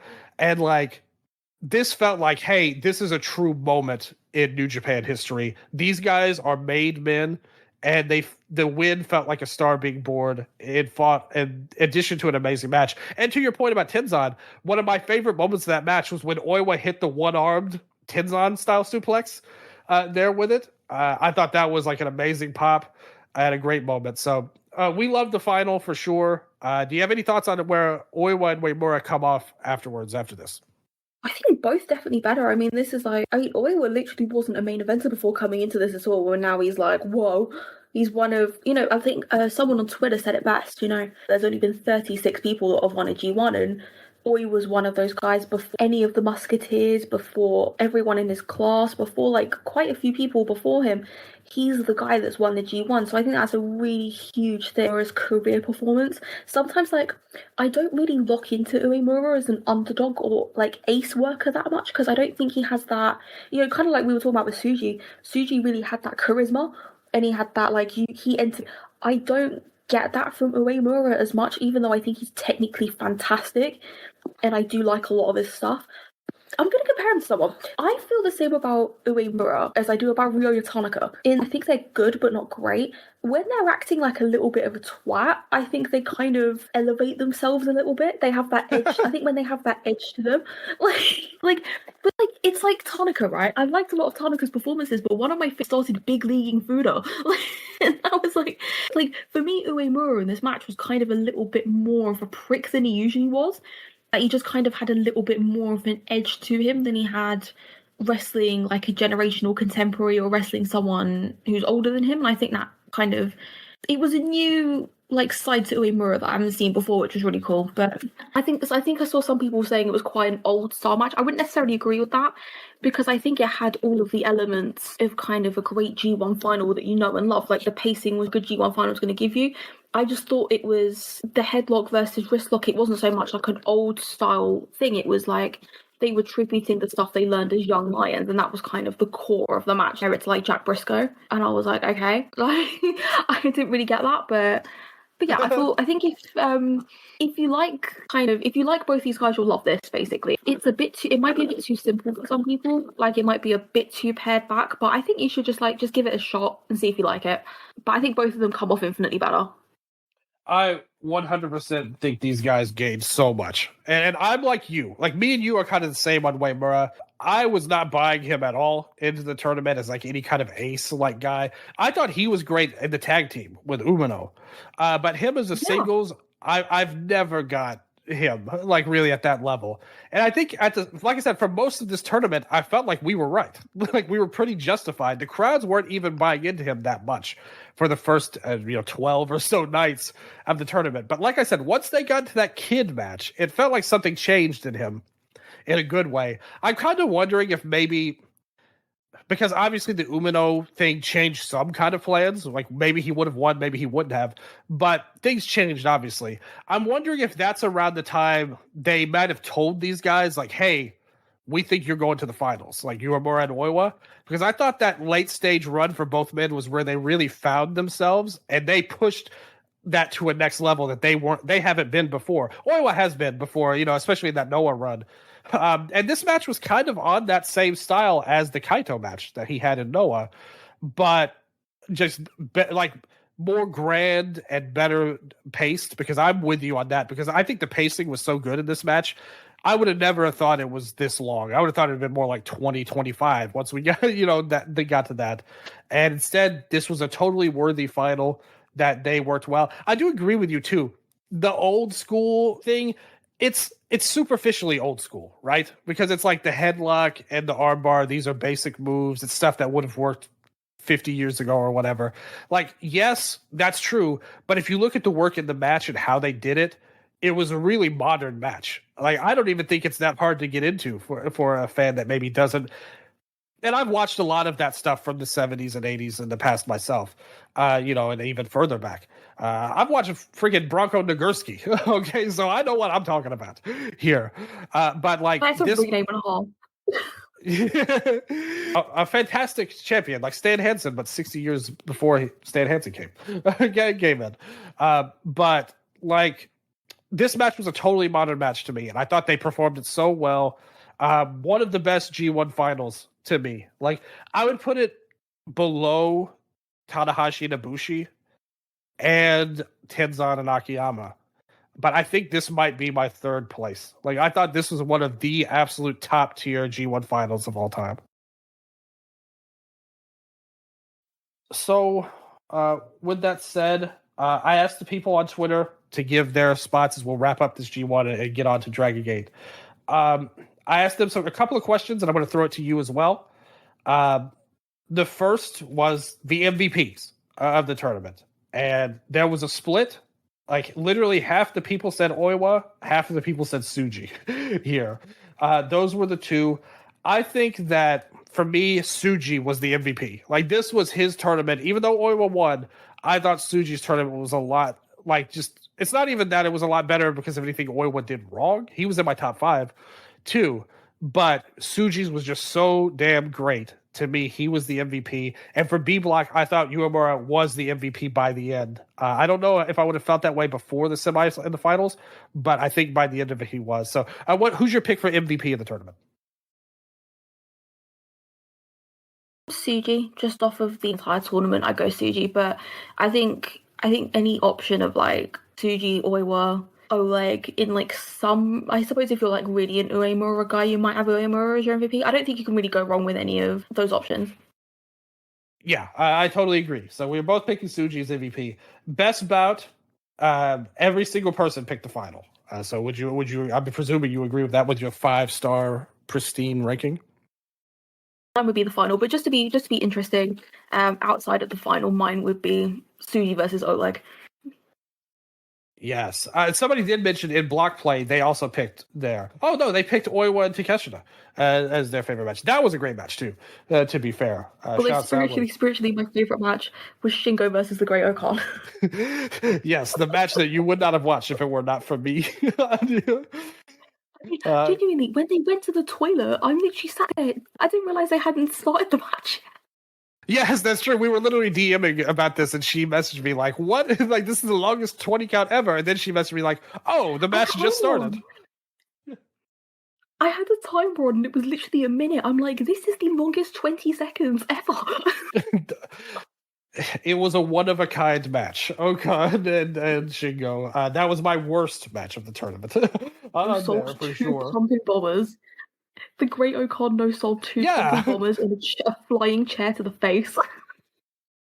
Yes, it's such an awful match. Like, that made me hate my life and wrestling in general. All of this. But for the best upset, because obviously, like, if you were going to say, "Oh, what was the biggest win?" Of course, it's the final. But what was like your biggest match that you didn't see coming, like the win that you weren't expecting? Oh God, I actually don't know. A lot of people are saying Sonata over Tsuji, which that's a good pick. That's a good pick. Yeah. Oleg over Tsuji was a good pick as well. So we got a couple of picks for that. I think Sonata winning was a bigger upset, actually. Like, I wasn't expecting that at all, especially because like Sonata's been such a lump like ever since he's returned, and then he breaks that match out, and it was a dirty win, to be fair. He cheated to win, but still, that was a totally unexpected win for me. I mean, hey, whatever works, works. That's right. That's the true way. And finally, what's your, on a scale of 0 to 10, what was your overall score for this year's G1? Probably go a 7.5. Yes. I think that's a good rating because you look at, because like I said, I think people were jazzed up. I think if we looked back at this in 5 months and asked that, I think some of the scores would be a little bit lower. But because the final was so great, people were like through the roof with this. One thing I do have to mention, this tournament was a success financially. They did a lot more fans this year overall. A lot of it was thanks to Tenzan being in the semifinal, that retirement that sold out. And obviously the opening night in America gave them a few more too. But the final did better by almost 400 fans than last year. There was a nice jump. A lot of the tournament, early on, it was kind of like a few guys extra here, a few guys less there year over year. But once they got to the Tsuji and Yuto Ice main event did a big number too. As well. So like you had that coming in there, like that helped. That was a big number year over year. And I don't think there's any way you could rate this if you're the company like as anything but like an A. But me as a viewer, I slogged through every match in this tournament, and that means I had to live through some really rotten performances. And with Narita specifically, it was so like repetitive. And Okada was repetitive because it was some of the worst shit I've ever seen over and over and over there. So I would give it an 8. I'll be a little bit better, but only a little on that end. I'm right around you. A lot of people were saying 9 and 10, which is great. I want everybody to love this stuff to a level of a 10 ranking. And I felt a lot of love for this tournament after the show ended. The final show ended. And I think that's great because, like last year's tournament, everyone was complaining. Like everyone was negative and was like, "This sucks," and everything. And they were down on the tournament. My timeline was like a funeral. Yeah. But yeah, so I thought it was a really good tournament, and I didn't expect it. Again, they won me over because when I was coming in, I was more like a 3 out of 10 in terms of interest, and they got me up to an 8 and overachieved. So I love that a lot. But one thing, now that we're done with our tournament review, I want to talk about Shun Skywalker. And I think we all kind of knew, or at least deeply suspected. Nobody knows anything. I mean, he could have left the country and not told anybody for all we knew. But we've strongly suspected that he was going to come to New Japan. The timing just matched up so perfectly. Basically, his angle was House of Torture were beating down Takeshita after a match. And then Tsuji, Narita and everybody like pointed to the back and waved somebody down. And who came out to his Dragon Gate theme song and his same look, same name, same everything. That's something Open the Voice Gate was speculating on. Like, would he be the same guy? He's totally the same. In fact, he rushes the ring, helps beat down Takeshita, cuts a promo, moans into the mic as he does. What did you think of this debut for Shun in New Japan? Yeah, it's a good debut. Good debut. He's going after the guy I expected him to. Shun and Takeshita over the years, they've tagged in one of the United Japan shows. I think the first one. They had some beef. They also kind of got compared a lot. House of Torture is the unit I was expecting him to be in. Good debut. I'm happy for him because he really worked. You know, he's kind of like a Marmite guy. You either love him or hate him. But I think, especially hearing about the amount of injuries that he's dealt with over the last year, I think the commitment that he's had to making sure Hamari was sorted. So I was just really happy to see him kind of like move on and be doing something that he wants to do. So that was a good debut. And he's set up to, I think he's going to win that title from Takeshita, the TV title. So you give him a belt early on, something he can do wacky stuff with the TV stipulation. You know, you've only got 10 minutes. But one thing I think it would be great if he does win it is that means his matches are going to be aired for free, like every time he defends the belt. And I think that would be great to help more people kind of put some extra eyes on him that might not subscribe to New Japan World. To give him a bunch of free matches for the next few months to kind of get him warmed up. Kind of what you mentioned about him. Like, you've given him a year before he enters his first G1 on there for the fans to really be into him there. And I think we all also thought too, or at least I did, I thought he was for sure going to join House of Torture. Like, I didn't think that, anything was going to happen. And basically, his gimmick coming in was that, like, I went to the heavens, but it was too boring, so I have to come back. And he basically said, don't stop dodging me, Takeshita. Like, don't do that. And I only care about, victory above all means. And then he basically said, Takeshita's very boring, so you need to entertain me more, and you've now been given the chance to fight Shun Skywalker on there. So, swag-filled entrance for Shun, putting down Takeshita there. Do you think that he'll take over the unit? Like Narita turns face and Shun's the new leader? Or will he turn face first? Which would be hilarious, considering how many people were not happy that he never really turned face in DG, that he would just do it in New Japan. I don't know if he'll necessarily take over. I think maybe co-lead.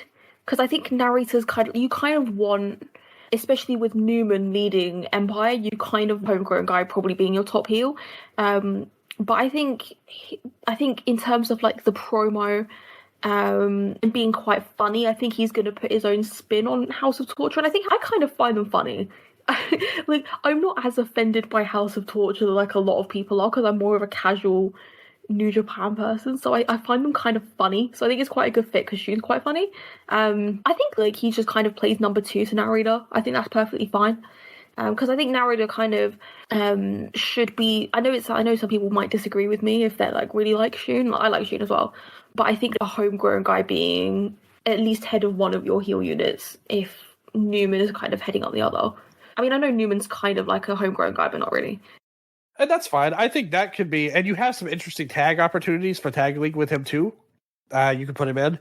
Him and Narita feel like a legit A team, and I think that would, like, if they were to go that route, that'd be good. Or you could just split them up and have them mess around with different people. Him and Sonata, we talked about, would be a fine team in the unit. Do some crazy outfits. I think the one thing I would do if I was New Japan is give him a young lion. Because I think what the past year's proven, even though he nearly blew his knee, he hurt his ankle through the ringer injury-wise. But I think the one thing that really kind of carried his last year, partnership with Hamari, it was a great partnership. He was really invested, especially, people, if you go and watch on we'll get opening night, he wrestled his last match in DRAGONGATE against Hamari, and he really did put a shift in because he wanted to make sure that, like, even though, I think Hamari maybe should have won just to be fun, but it's one of those things where it's like he really did kind of, when he has a young guy that he has a lot of investment in, and like he will put maximum effort into trying to get them ready and get them over. So I think if you've got a young lion, like maybe Matsumoto is kind of a bit of a dick. Like that might be a fun pairing. Like maybe try and capture some of that magic he had with Homare. See if, because I think House of Torch could just do with the young lion as well. So maybe just try something like that will probably be my idea. Or Don Skywalker. You couldn't let it go. You had to bring Fale into this to on top of it. I mean, can you imagine the finish? He does the air karate chops while Shu does the SSW. I mean, it's money. It is money. I couldn't have said it better myself. I think somebody like Yasuda maybe could be there. You can force him back to his masked man roots, like to give him a Shun mask. Oh, so he forces Yasuda to get masked. Yes, exactly. Like I think that would be a totally funny. Yeah, so that would be good. I love your idea of giving him a young lion, but like I said, I don't hate this. I will say this. One thing I would say that would be good if he kind of shifted into that leader spot is I think the House of Torture could use a rebranding, like to something more fitting of them, because that's so associated with evil, and maybe just do something different there. I'm not saying it's good or bad on its own, but just do something, like you said, put his own spin on the group, I think would be good. It's typically something Dragon Gate does when Shun took over RED. Like usually when you get a new leader, it's kind of just a nice thing to do to rebrand, because it just puts a new lick of paint on it, even if the unit's the same. Yeah, exactly. Like if they had stayed as RED, everyone would think, "Oh, that's Eita's group," like pretty much. And same way if they'd been Zebrats, people think, "Oh, that's Shun's group," even if Kikuta's leading it. So we'll see what happens. And they kind of been floundering a little bit with House of Torture anyway, but we'll see what kind of hijinks he gets up to in New Japan. You mentioned it already, though. His last match from DG. We're going to go back a little bit. Like I said, things got kind of weird in terms of our coverage of Rey de Parejas, but I promise next time is going to be more straightforward on the next episode. Basically, going back to the first night was advertised as Rey de Parejas Night 1, SSW Grand Finale. And let's zone in before we get to the tournament itself on Shun's last match with Homare. I 1000% think Homare should have won this match, in my opinion. I think that everything that they've done, and one of the big criticisms and why the argument, the pushback against that idea, Shun should win because Homare has been booked and he's such a cold character, he's less interesting than these other guys, so he wouldn't get as much from that. And my response to that is, that's exactly why you should give him the win, because he has been booked like he's not that important to the shows for the last few months, ever since he lost his hair. He never had a follow-up from that with this Shun thing. This was that follow-up. It was 3 months late, but we finally got to that. This was his moment to make good on that. And yes, maybe I'm not saying he's not cold. I'm not arguing against that. I think they made a step in the right direction, him joining our favorite group name, Xenostal Nova here. But they've gone a step in the right direction with him. the Gen Z, the Zillennials, with the X in it, though. That's what they should have been called. The X Zillennials. Every group will now be an X name in the Dragon Gate world on there. But I think that the match was really good. I thought they obviously had great chemistry with each other. I'm still not sold on this Homare look. I have to say, as we look through the tournament in general with the hair, maybe it's just I'm so used to him. And I mean, long hair, as long as it was a heel look, to be fair. He probably needed to change that a little bit. But what they've got now, I'm still not sold on it. But nevertheless, the match was really good. And Shun just kind of, his exit was basically him winning and then just leaving, pretty much. There was no ceremony. There was no big ado about where he's going. He's like, well, bye guys. And he just left. I think that if Homare had won, it would have tied those strings together a lot better, and he would have had a better exit, and he would have gained something from it. Whereas as it was just kind of well, all right, this happened, and we're probably not going to bring that up again. And like we're going to move on to this Xenostal Nova thing. What did you think of all of this from that angle? I want Tamari to win. People will be like, "Oh, well, he's cold." Well, I mean, this is how you heat things up. I mean, even if he beats Shun, and we're going to see this with Kimura later on, but even if he's cold, yes, great point. Great point.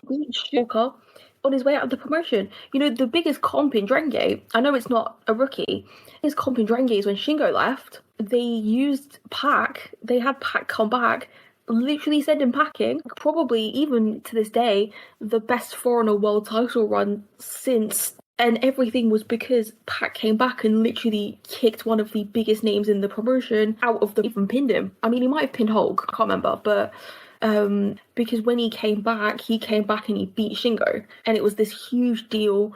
If you're going to put investment into him, which are because everyone saw his rookie year, if they're going to put investment into him to be a future top player, then yeah, like June will probably come back for more matches and stuff. I mean, they might give him a win down the line, but I think it would have been the best to do it here. But I thought the match was really good. I thought Shun put a shift in. I thought Homare had a really good performance. Because I don't think the short hair look entirely suits him. See, we agree. It's like bald Kakuta, right? Like Kakuta has a really, like, not any offensive to him, but Kakuta has a very bizarre head shape. He kind of looks like a Lego block. Homare kind of has a similar shaped face, but being bald really doesn't suit him. He suits long hair. So we need to cancel the trips to the barbers and we need to get that fixed. But match-wise, I thought it was a good match.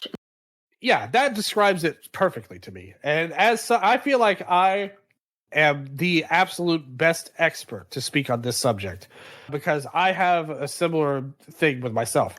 Like, at this point, my long hair is like part of my identity. I can't go back to the short hair. And Homare, we were brothers. We used to be the same page. You used my finishing move when I wrestled. Like, you have all kinds of good stuff about you that makes you one of my favorites. But with this haircut, it's time to let this short hair stuff go. Go back to your natural self. I truly believe if he grows his hair out, he will look like a superstar again. And he'll prove all of his doubters wrong. But nevertheless, I completely agree with you on the match. It was good. Would have been great if he had won. So now that brings us to the tournament here, the Rey de Parejas. What we originally gathered in all of those months ago, long before this was announced. After spending an hour and a half talking about the G1. Yes, exactly. Like, that's why I said this was not something that we chose. It chose us at the end of the day. Like I said, but I thank you for hanging out with me and being a good sport and having a wonderful time with me. Hopefully you don't hate me after all this. Oh, I love you. Thank you so much. I feel the exact same way. For having me. Well, now we get to business. And this isn't the end, by the way. We're going to keep covering this tournament. Like, the next time she can come on, we're going to do another show. And all about Rey de Parejas, in all likelihood, unless something really weird or crazy happens in between that moment. But we had a few shows to get to. I will say the one show that I didn't watch was Night 5. But everything else I've seen to this point. And I will say this. One thing, my overall take on this tournament so far through 6 nights, I think pretty much every single night that I've seen had at least a match that I thought was a recommendation. Like, it was a good match. And now a lot of these shows, remember, it's only 2 tournament matches per show. One of the other good things is you get to follow along with the story of Tristan Moody on these shows, as he's got to wrestle a lot of good matches. And I think that kid has a great future. Me and you talked about it in DMs. This guy, and we talked about it on the last time when we talked about Kobe.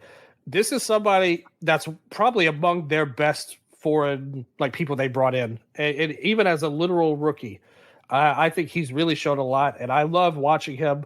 I just saw that the Clowns were on Night 5. Unfortunately, we didn't get to talk about that last time, and I think we need to stop the show to talk about Bang Bang Circus real quick here. The one thing we said when that happened, because I think we were all in disbelief when this gimmick happened, but I have to say, it was the one thing we can say about Tsuji Big Circus and Lucky Oshima is their theme music is above. Okay, the circus metal, it rules. I wish that they were in the tournament almost. Like, I kind of wish they were on here. Give them a debut to remember. They won their match. Like on the result. Poor Problem Dragon, unfortunately. So we're in the midst of Bang Bang Circus push right now, or Bang Bang Clowns push right now, and we're gonna see where that takes us. And it's only a matter of time before she. There's two things about the team that are mega entertaining. The first one is that Jay said his name could have been Big Top Tsuji. Oh God! Please no. We already have Zenith to deal with. We don't need this. Japan.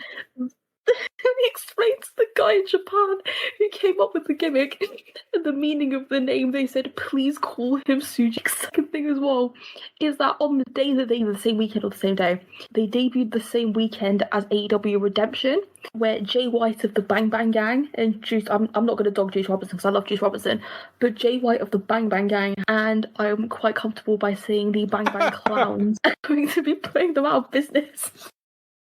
But will the Bang Bang Clowns have a match as good as Jay White versus Billy Gunn? One of our favorite matches of all time.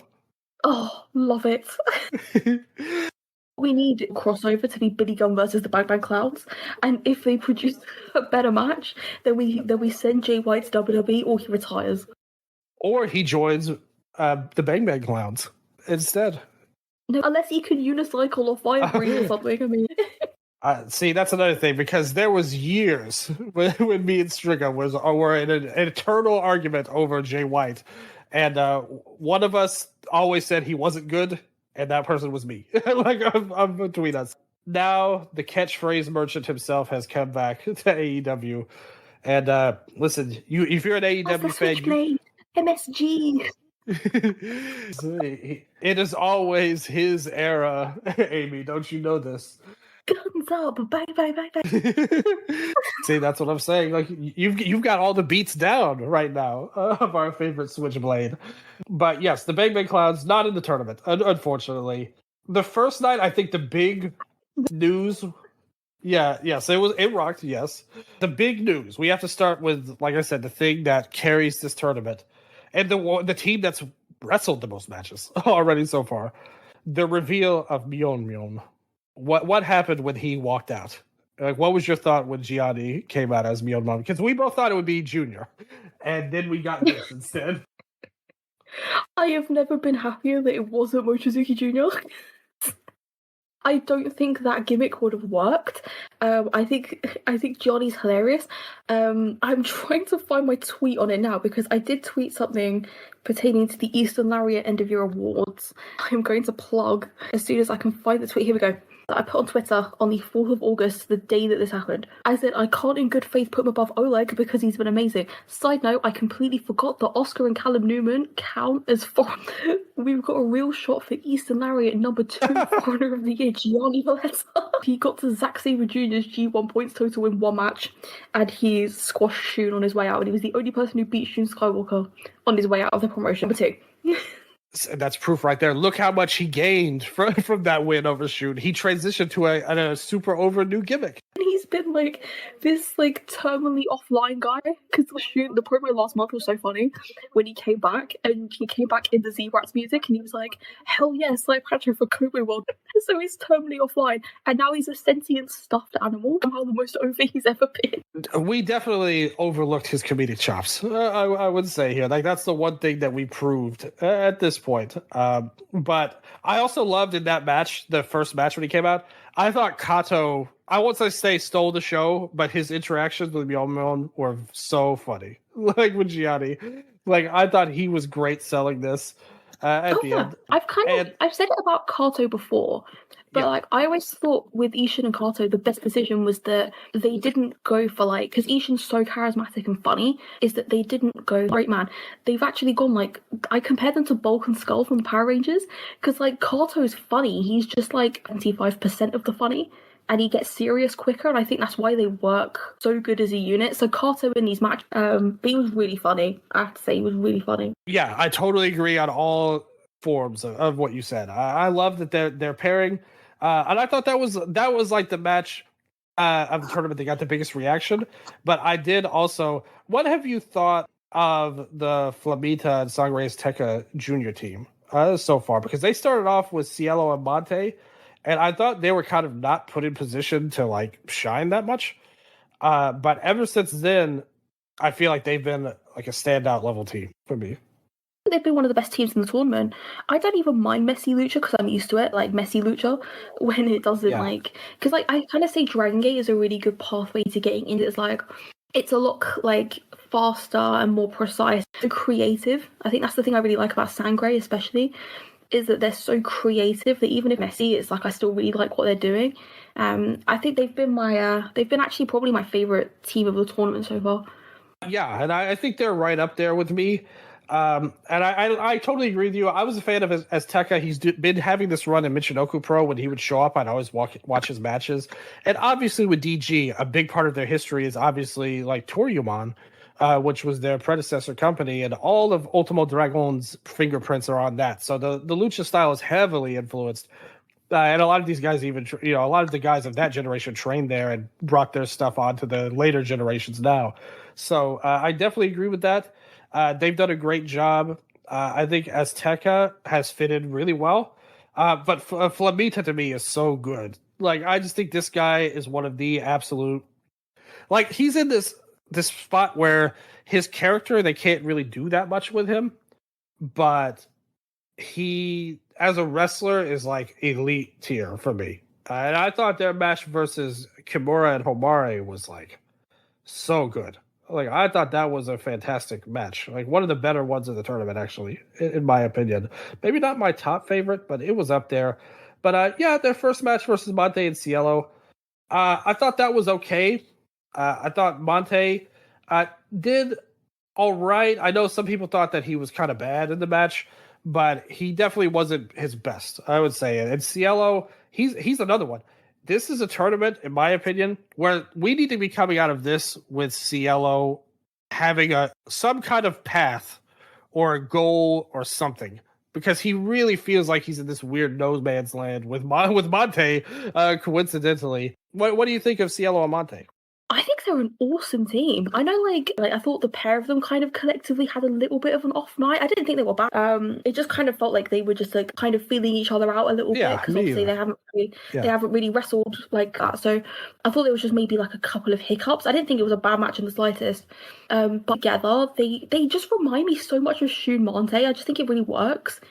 Like they're both like 6 foot tall. They're both huge. They have really similar style. And I think that they need to be put into a unit after Tag League, and they need to go together. How did you think they held up versus the Jason and Kakuta in their match? I wasn't expecting. We're going to hit on this with the Kimura win. I wasn't really expecting Kakuta Jason team as much as I do. But I think they've kind of, especially Jason, I think has been a lot more on the ball than he has been in the past year. Like, he just is moving sharper. He looks a lot better. I actually really like that a lot. The way they got the win, with this kind of tournament story Kakuta's doing, where for some reason he's settled exposing turnbuckle. I thought the way they got the win was really good as well. Yeah, and I think that the Cielo and Monte team definitely improved on that match. Jason, to me, we're kind of jumping ahead, but I will talk more about him as a heel in the future. But I think Cielo and Monte, they're a team that they're just starting out. They're kind of in a weird spot because, like, you see them against the Flamita and Sangre Azteca. It's like this team is so much more dynamic than they are, and they're good in a different way. And I think that against Kakuta and Lee, they were able to kind of work their speed better than Azteca and Flamita. And I think that led to a better match where they looked like they were like, okay, this team has potential. I think them together, like, look is a big thing with me. I think they work. Like, just as when it comes to a tag team, I like teams that look like they belong together. And I think these guys work well as a team, not just in the ring, but just how they are and their characters and their look and where they're at. So I like the idea of them both finally finding a home here, or maybe like Cielo starts his own group, and we can have a new group that picks some people off there, or maybe brings in an outsider. Maybe like Flamita and Azteca could join, and you can bring some other guys in there. Team Mexico 2.0. Where's Bendito? Yeah. Oh no, not Bendito. But maybe somebody jumps from Paradox. Maybe you could get, maybe this is where Doi could jump to from out of there. Just something totally random. Mexican Doi. Yes, that is what we need, and that is what I'm pushing. Mexican Doi is now going to be a thing. Brothers. Yes, exactly. We got the working relationship with All Japan. By the way, Mochi, he said, working All Japan lately. Dan is somebody we all love so much with all of our hearts, and we have to always respect that fact. But Mochi in All Japan was a great decision. Like, cause he didn't even come in normal. Like, he was like a replacement for that coming in there. And I thought that he did. He's definitely showed out. I thought it was a great idea to have him in there, even against Kuma. Like when he wrestled, like that was a really strong match. So belted up Mochi in All Japan. He's not just there; he took the title and headed into the junior tournament. He could be double champion if he wins. Mochi, and yeah, he's the Gaura TV champion. So put some respect on that title's name. Oh, the Gaura TV. Okay, that's cool. Yes, he could be a double champion though if he wins this tournament and gets a title match, which I hope Yuya Aoki wins. Like Aoki's match versus Dan Tamura was so freaking great. Like that was an amazing match. Yeah, for an opening match as well, they put so much effort into it. Yeah, and I've been a fan of Aoki even his Big Japan run, and that's the crazy part of this. He was the heavyweight champion for like 2 years or something, and then in All Japan he's like, you're a junior now. On there, we need somebody to take, or we need to bring in somebody else with Omori. In there, Mochizuki beat that same show, coincidentally. So, big love to Mochi in All Japan. This could be his setup, though. Mexican Mochi and Mexican Doi are now going to be joining this new Cielo group. But anyway, the tag team is good. Just side note on an All Japan tangent, Naruki, like the match that happened right after that, Naruki Doi versus Shota Fuji is one of my favorite matches of the year. Just like shout out, that was really fun. That whole show was like such a good show. Like that All Japan Korakuen. I liked almost every match in some way. I thought the main event was like, I had so high expectations and didn't really live up to them. But everything else I thought was like really well done. And yeah, that Kofuji and Doi match, it's that 349 on Cage match. But that opener was like magical to me. Oh, and the tag match too with Kento and Suwama and Go and Onside. That was a great match. Anytime you get Suwama and Go in the ring, I'm like seated. I'm ready. I don't care what's going on. If it's a 5, 10, 20-man match, I want to see those two guys wrestle each other. Yeah, it's a great pairing. Yeah, so really good show. Check that out, guys. If you haven't seen that All Japan show yet, check it out. It was from a week ago or so now, but they're heading their junior heavyweight tournament right now and doing some big things there. And we're going to see more Mochi in that too, and probably some more of some other people as well from Dragon Gate ties. Yeah, so on the first night we had Leona and Strong Machine J. This is it. This is our moment, Amy. It's time to rehabilitate the good name of Leona. Okay, maybe she doesn't have my back on this, unfortunately. I thought I trusted you when I brought you on, and then you do this to me. But that's fine. I'm fine being on an island. Of the fine. Well, listen, that's all I've said, because people talked about like him. He was the worst worker in the world, but he's okay. Like he's perfectly average. When I saw people talking about it, it was almost like they were talking about him like he's just a fine, he's way better than 3-star worker. Yeah, and that's what their matches are too. As a team, it seems like it's like we're hoping that Jay can push it a little bit, especially that first match. It seemed like Jay worked like. How long was this? Okay, almost 12 minutes. He probably worked 9 to 10 of that, it seemed like. And Leona just got in his spots. And like I said, he looked fine. It was a good little match. Them versus Paradox. Leona and Jay, what's kind of your take on their tournament so far? I mean, like, I wish it was Jay and UT, but... Yeah, me too. I mean, like, I'm fine with it. I think their history is quite interesting. Because like usually when Suns like second generation onwards, they usually at least when I see them, they usually team up when they have a good relationship and not a terrible one. I think like the kind of family feud kind of does add to the team a little bit because it's quite interesting. Which makes for like a nice tournament story, you know, if the bad blood between the Fujin armies and the strong machines is going to come back, you know. I mean, I think they've been fine. They've been inoffensive. Yeah, they're not a team I want to win this tournament. is all I'm going to say about that. But they're not making the playoffs. Yeah, none of that. Like they should have no push whatsoever. But them as like a mid-card team, I'm up for. I will say I don't think this. Now that we've seen a few matches, maybe it'll turn around. Because like I said, even in G1, Uemura was like not my favorite heading into that last week or so. Maybe they'll go on this big run where Jay gets a big spotlight. Maybe they tell him, "Hey, we've got a plan for you, and your push is coming." And maybe that brings out some kind of new side of him. I mean, like, shouldn't have substantial history. I think like that's kind of the one I'm looking at is them versus 204, because obviously Jay and Ishin have the second generation substantial history from like a few years ago when they were doing that big angle with them to Mochizuki Jr. Yeah, I definitely agree. I mean, and that their match versus Hyo and Myeon was like, it was so like the finish. I didn't really love it, but I do love we didn't mention this about the Gianni and Hyo team. I like their like double team moves. It's like just Gianni throwing Hyo around as a weapon on there. So I do like that. What do you think of the double bite move that they debuted here as a teamwork? Hyo and Gianni, the Panther and the Panther, I guess, working together. I like them doing the piggyback move and it keeps failing. That's pretty funny. Yes. Like you'll fling him over and everyone keeps rolling out the way. I mean, they did a spot where they did that and then Ishin missed the splash, which I thought was quite funny. Yeah, they're just a fun team overall. And I like too how they did a thing where Jay talked about after that match and he was like, his promo was basically like, this went just as we planned on that match against Gianni and Yo. So that's very funny on there. But yeah, it goes fine. Like I said, they're a decent team. I don't really have any problem with them. I just think that there's much better teams actually in this tournament overall. But like I said, maybe they'll get if they get a big moment, maybe we'll see Leona's true potential. And isn't that what this tournament is really about? I guess. Some people would say so. Susumu and Kagatora are original Jimmies. They're good. Yeah, they're good. You can't say anything bad about them. They rule. And they're a team that like when you look at them, it's like right away, you know it's gonna be some good stuff.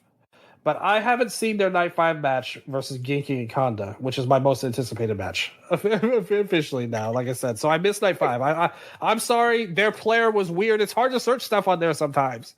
Don't blame me. I only saw it got uploaded right before this. Oh, okay. See, it wasn't even uploaded. So no wonder I couldn't find it on there. But that is a match we will be talking about on the next episode, even if we have to go back to watch it. But yeah, they're great. They haven't done that much, but we'll see more of them. Young Vibes, the Gooch, and Aki. They're good. Their match on night 2 was like really good, I thought. Like them versus Flamita and Azteca. But the thing is, this is the team where it's like, for a podcast perspective, it's hard to say too much about them because we know what they are. We know they're good. Like they're going to perform well. They're going to be fun to watch. Which sometimes even good workers can be not fun to watch. And we know that they might not win a lot, which they've not won at all yet. But I think that they're a really good team. What I thought was funny was that if you listen to the English commentary, obviously to set up the Dream Gate on the opening night, and I can't remember if it was Jay or Ho-Ho, but one of them says that they were like, oh, these guys could be like dark horses throughout the tournament, and then immediately they got 2 losses. Yes, don't put them. Don't put on them. Oh yeah, I think Aki and Gucci could be like dog horses to the tournament, and they just lose both league matches. Unbelievable. They're amazing. Yes, they have a bright future. Don't expect them to make much noise wins wise, but they can perform well. And I really like that match night 2. I mean, they're 2 for 2 at the moment in terms of great matches. I thought the Minoru and Yuki one was awesome on the Sambo show. Yeah, that was a great match. I totally agree. So yeah, they're a good team. I hope that they can get some care and get something. Kind of like you're talking about with Wolf in the G1. I didn't need him to win the tournament, but I needed him to get something, and I think they didn't give him that. I hope they give these guys like a win or a draw or a moment. I mean, they did give the, so, they're not afraid to use time limit draws with certain teams, like Jackie Rita, for example. I thought their match disqualification, yeah.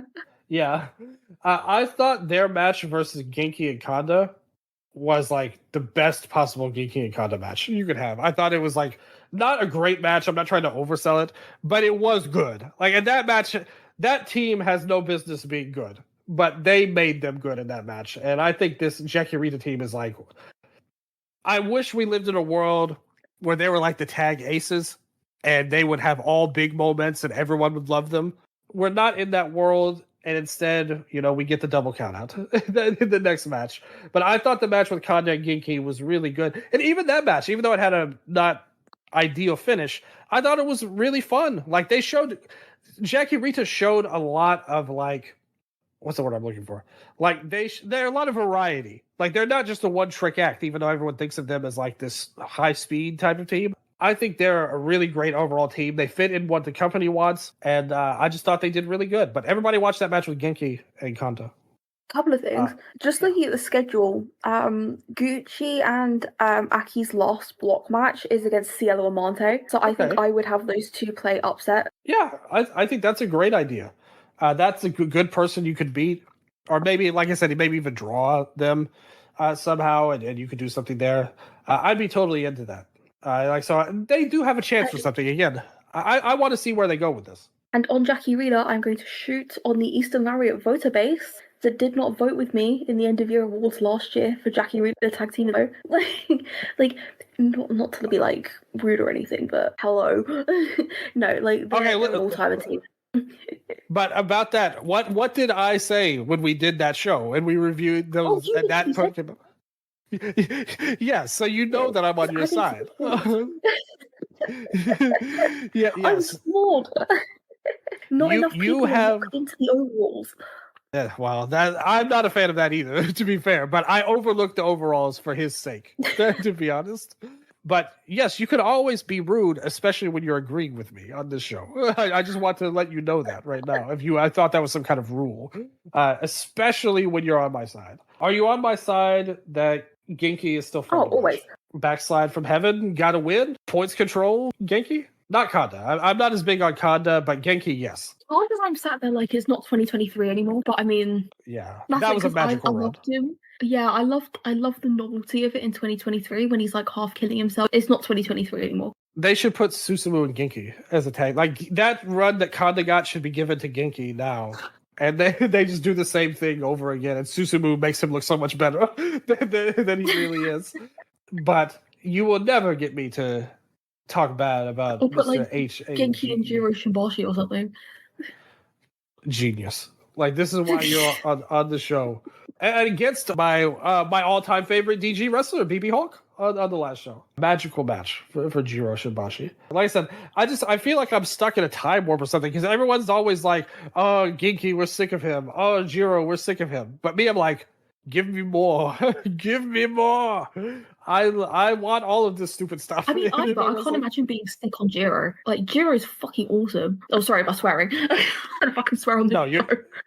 Jiro is awesome. He is fucking awesome. Right now, you can swear as much as you want. There are no rules on this show, Amy. Haven't you figured that out yet? The guy put MMA shorts on against Masakatsu Funaki and said he was going to beat him up. That was great. Shooter Jiro. It will always live in our hearts. You posted Tokyo Sports number 5 Rookie of the Year. My demon. Do you think that he should have danced more with BB Hawk, though? Oh, yeah. Yeah, see, if he could fight people, then he could dance. We need to do the dance number. Yeah, yes, absolutely. There. But, those teams are... I mean, Jackie Rita might be able to pull something out, but not the other one. For sure, not Genki and Kanda. What about... let's talk about them now, because I think they were one of the teams we were probably all looking at and thinking about heading into the tournament. And they've had 2 matches. And I'm talking about Zenith of Minoura and Yoshioka, who, like we said, we haven't seen Night 5, but Night 6 match we really liked with Young Vibes. How do you think they are? Like, we've seen still a small sample size, but how do you think these guys are going as a team right now? Do you think they're on the right track? I think Minoura being a bit dorkier is kind of a good thing for him, because he's just like, he's been quite funny, but then in this match he tried to break Daiki's neck. A bit of a 1-2 twist, but I think him being a bit dorkier is good for him. Kind of like Benkei. Yes, I was actually going to make that point. Like, I think Minoura has been upgraded, in my opinion, watching this team. Now, even again, only a few matches. I'm not saying we can make any true determination long term, but to me, I think that something about him and Yoshioka has brought the best out of Minoura, in my opinion. And I think that they, they're a team that I feel like this company as a whole needs overall. And I think that it's working from a booking perspective, but also for these two guys who were kind of floundering is probably a little strong for Yoshioka, but he definitely wasn't at his peak. But I think that he did, he's doing a really good work right now. And as a worker, like he's one of these guys where he's really good at moves. And I think in this tag run is better. And especially as a babyface, he can be a little bit better than what he was doing as a heel. And I think that's something we're about to talk about him in a second. I think even though we obviously love this match that he had at the end, or they had at the end, I personally think Jason Lee is better as a babyface than a heel. Like, I don't even think it's close, actually.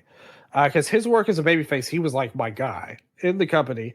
But as a heel, he's not like stinking up the joint or anything, but he's also not where he is most of the time.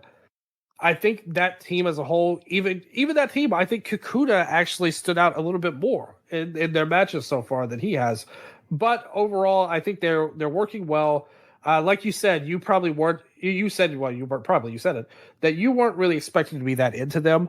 But I think they've done a really admirable job, and I think a lot of that is Kakuta. What say you about this Gajadokuro team? They're not doing an excessive amount of cheating. I think I don't cheating, but I think the issue that I have with a lot of the Gaja tags is we are literally doing like a bingo checklist of like because these guys, their main, I mean, I know it's only been 2 matches, but their main tournament story, they're removing the turnbuckle pads, and their goal is like, right, we're going to shove you into the turnbuckle pads and max like 1 or 2 cheating spots a match, which really helps. But I think also they just have kind of mean streak to them that Kakuta was missing through the title reign, and that Jason's kind of been missing a bit as well. They're just like a lot sharper. When we get onto the Kimura match, like the story of that match was so simple and it just worked so well. So I think like paring back on the cheating is really helping them. Oh, I'm like so on board with that. Like I'm 1,000,000% of that. I wish all of wrestling would take this advice to heart that you're giving right now, because you're preaching right now, and you're preaching to the choir, because I couldn't agree more. I think that having them be more of a serious team, that's what they should have done all along with Kakuta, in my opinion.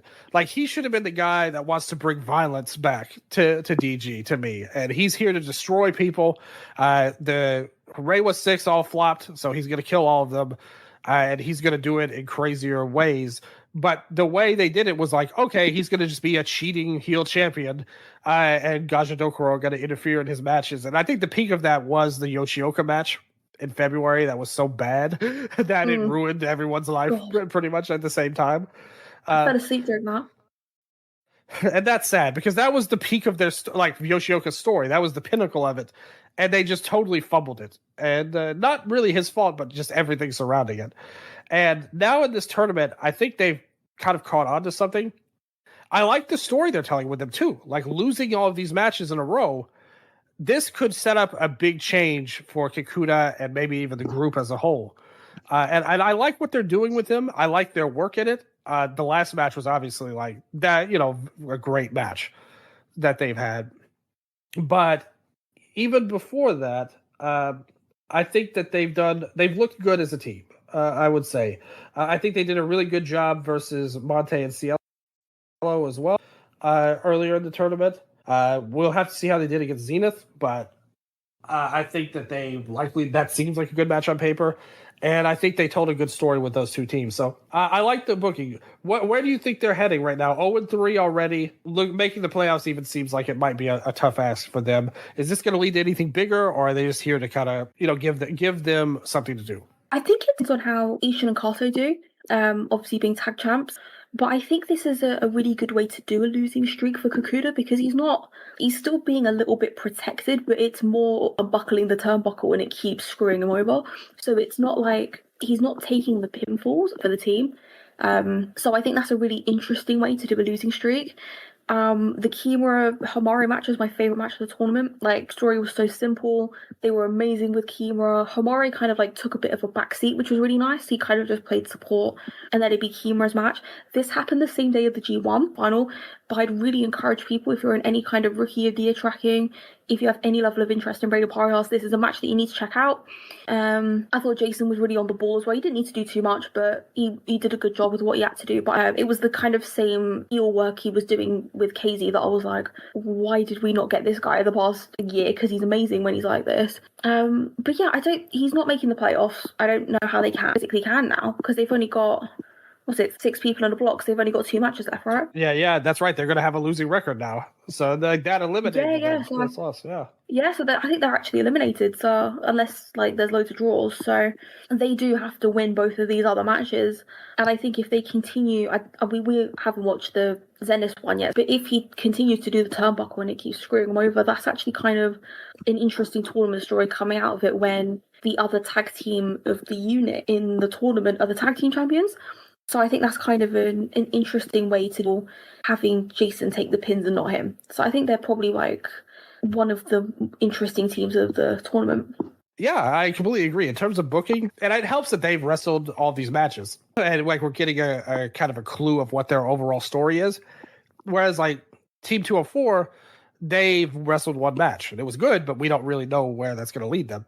But nevertheless, I completely agree with you. I think Kakuda's really stood out and done a great job here in this team. And the booking is interesting too. And I think that's something that's hampered them a lot because you could go a lot of different ways with this losing streak they've got going on. And I kind of hope it continues. I want to see them fall, bottom out and then move on from there. Let that lead to something overall. Their next match is on night 9. It's against Young Vibes. So that's perfect. That could be Vibes win. Just put the nail in the coffin to them too, if they wanted to do that. But we'll see. They have some good stuff there. 204, we talked about them. They're good.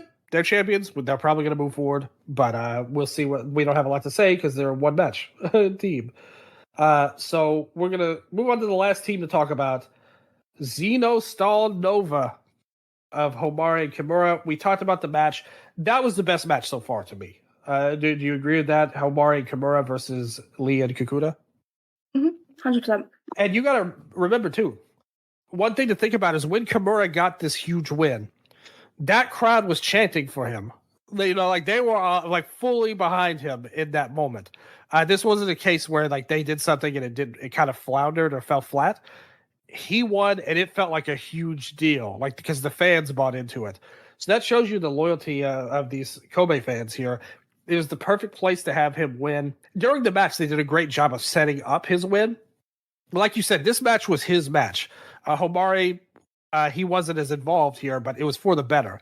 They brought this up between Kimura and Kakuda and then Kimura and Lee, and I thought they ended up having the best match of the tournament, but not just the best match.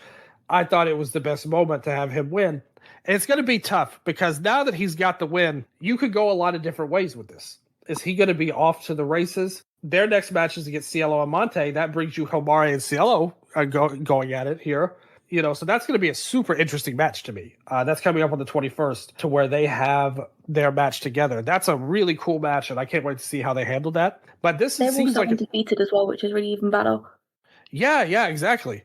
To me, if it was me, I would actually have them win. Give them a little bit of a run coming out of this because the next match after that is Young Vibes. So if you get them on 3 in a row run, that suddenly puts them in position to advance or at least be a threat. And I think this story is set up for that. Now that you've given Kimura his moment, they feel like a hot act, and like they needed that for Himari especially. Now he can kind of tag on with Kimura. Kimura gets the fans into it. They're both great wrestlers. Like I think we both love their abilities a lot. One thing I will say about this team, beforehand, what do you think about Kimura's look in Xenostal Nova? What he's got going on with this new bandana like look thing that he's got right now. The bandana eye patch. Yeah, the bandana eye patch, exactly. It reminds me of the one Santana had in AEW. When they did the angle where he lost his, like they stabbed him in the eye or whatever. Yeah, but the next week he was completely fine. Yes, as happens in wrestling sometimes. But Kimura, I don't know when he became so street. I never knew that about him. No, it's cool. I like the look. It's a cool look. I think that Xenostal Nova's colors are great. Like I think the look is good. I know, and all three of them too. Tanaka, it looks good on. Himari, I like it too. It gives him a new kind of fresh like coat of paint. I know there's been a lot made of this AI stuff on there, but on the other hand, at least they didn't have AI Inoki like in the Tenzan thing. I mean, like Japan is just really into AI. Yeah, it's not just DG; it's everybody. On there. But I will say they could have AI or not. You could have put the damn Z in the thing, not the X. You didn't have to call them Xenostal Nova with an X. You could have put them with a Z. But nevertheless, we are moving towards. Yeah, exactly. See, but now they're not. They're Generation X again now. Like they've gone backwards from millennials. It's like a side thing. I think it's quite funny that Himari won Rey de Parejas last year, so he's the defending champion, and he has to defend the title with the biggest greenhorn not named Jiro Shimbashi on the roster. That's true, and that's a story in and of itself. That's another reason why they need to go on a winning streak. They need to tell the story of him defending his title, or not his title, but his tournament title, with this rookie who now suddenly has a big win under his belt, and it looks like they're cooking. Like let him cook. That's all I want. I like this team. I think if this group is going to be together for a while now, like we presume this unit will be around for the next couple of years, at least like next year or two, maybe longer, the way things have gone in DG. I think this could be a really good long-term type of team.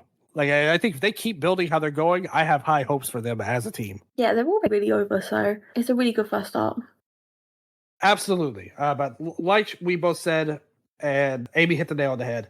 If you have interest in this tournament, definitely go to night 6 and watch Himari and Kimura versus Lee and Kakuta. That match was the best of the tournament so far. There's been some good ones, like those Flamita and Azteca Junior matches we both like too. I'd recommend those. The first night main event with 204, that felt like such a fun thing that I think it's very easy to watch if you're a new fan too there. So I like that. Right now, the records, again, some people have had less matches than others, so keep that in mind when I run down these records. Leading A block, of course, the super team, Strong Machine J and Leona. We've got a big smudge where it's Susumu and Kagatora and Genki and Kanda, and then followed by Jackie Rita and Hyo and Gianni Valletta. And then finally, the champs are in last place, but they've only had one match. So basically, here's how it breaks down. Jay and Leona, Jackie Rita, and Paradox all have 3 matches left. Genki and Kanda have 2, and Hyo and Valletta have 1. So they're not going to move forward. Like, long story short. In B block, Zenith, Monte and Cielo, Flamita, and Sangre Azteca Jr. are all tied at this point, followed up by Himari and Kimura. Then Gooch and Aki and Kakuta and Lee are all at the bottom. Zenith, Monte and Cielo, Himari and Kimura, and Young Vibes all have 3 matches. And then Flamita and Azteca and Kakuta and Lee all have 2. So you are right. Kakuta and Lee are eliminated. And Flamita and Azteca are kind of on the... They've only got 2 matches left, so they need to win those, I would say, to move forward. So yeah, I mean, I don't really have any feel of where they're going different than I thought already. Do you have any thoughts on this early standings and stuff? No, that's basically what I expected. Yeah, me too.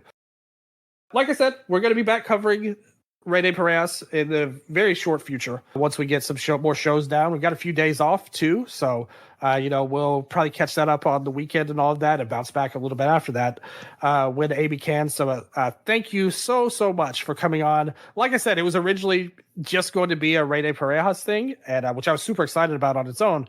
It turned into one of the biggest shows of the year. You jumped on basically cold, but you did great, and I was really happy to have you. Thanks a lot.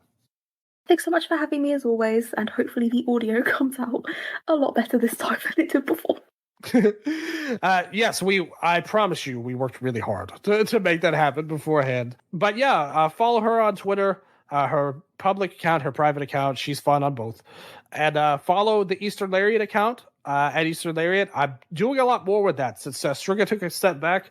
I'm posting a lot more on the Twitter account on there, doing some big things there. So follow us all. We're going to be back soon. And let us know what you think of the G1 if you would like, if you agree with what we said or not, my rankings, or if you're checking out DG, please let us know. We want to have more DG fans so Jackie Rita can win the Best Tag Team Award at the end of the year, of course.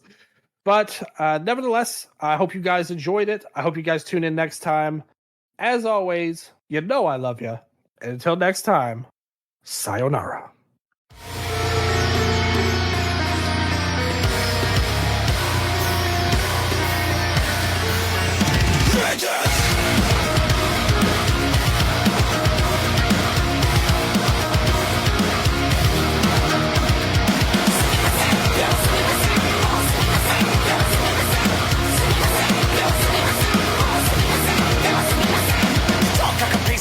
How you speak, you say it's fine, but God don't agree. Burning the place of your own possession, trapped in the vice of false protection. Raise up a finger, some of the beat. I wanna please your fake apologies. Keep you up before you beg for more. Come and hit back. How you done before? Watch it, the reapers on your back. You get the target on your back. He's gonna get my payback. You can lock the door, but he's got the chainsaw. You're too blind.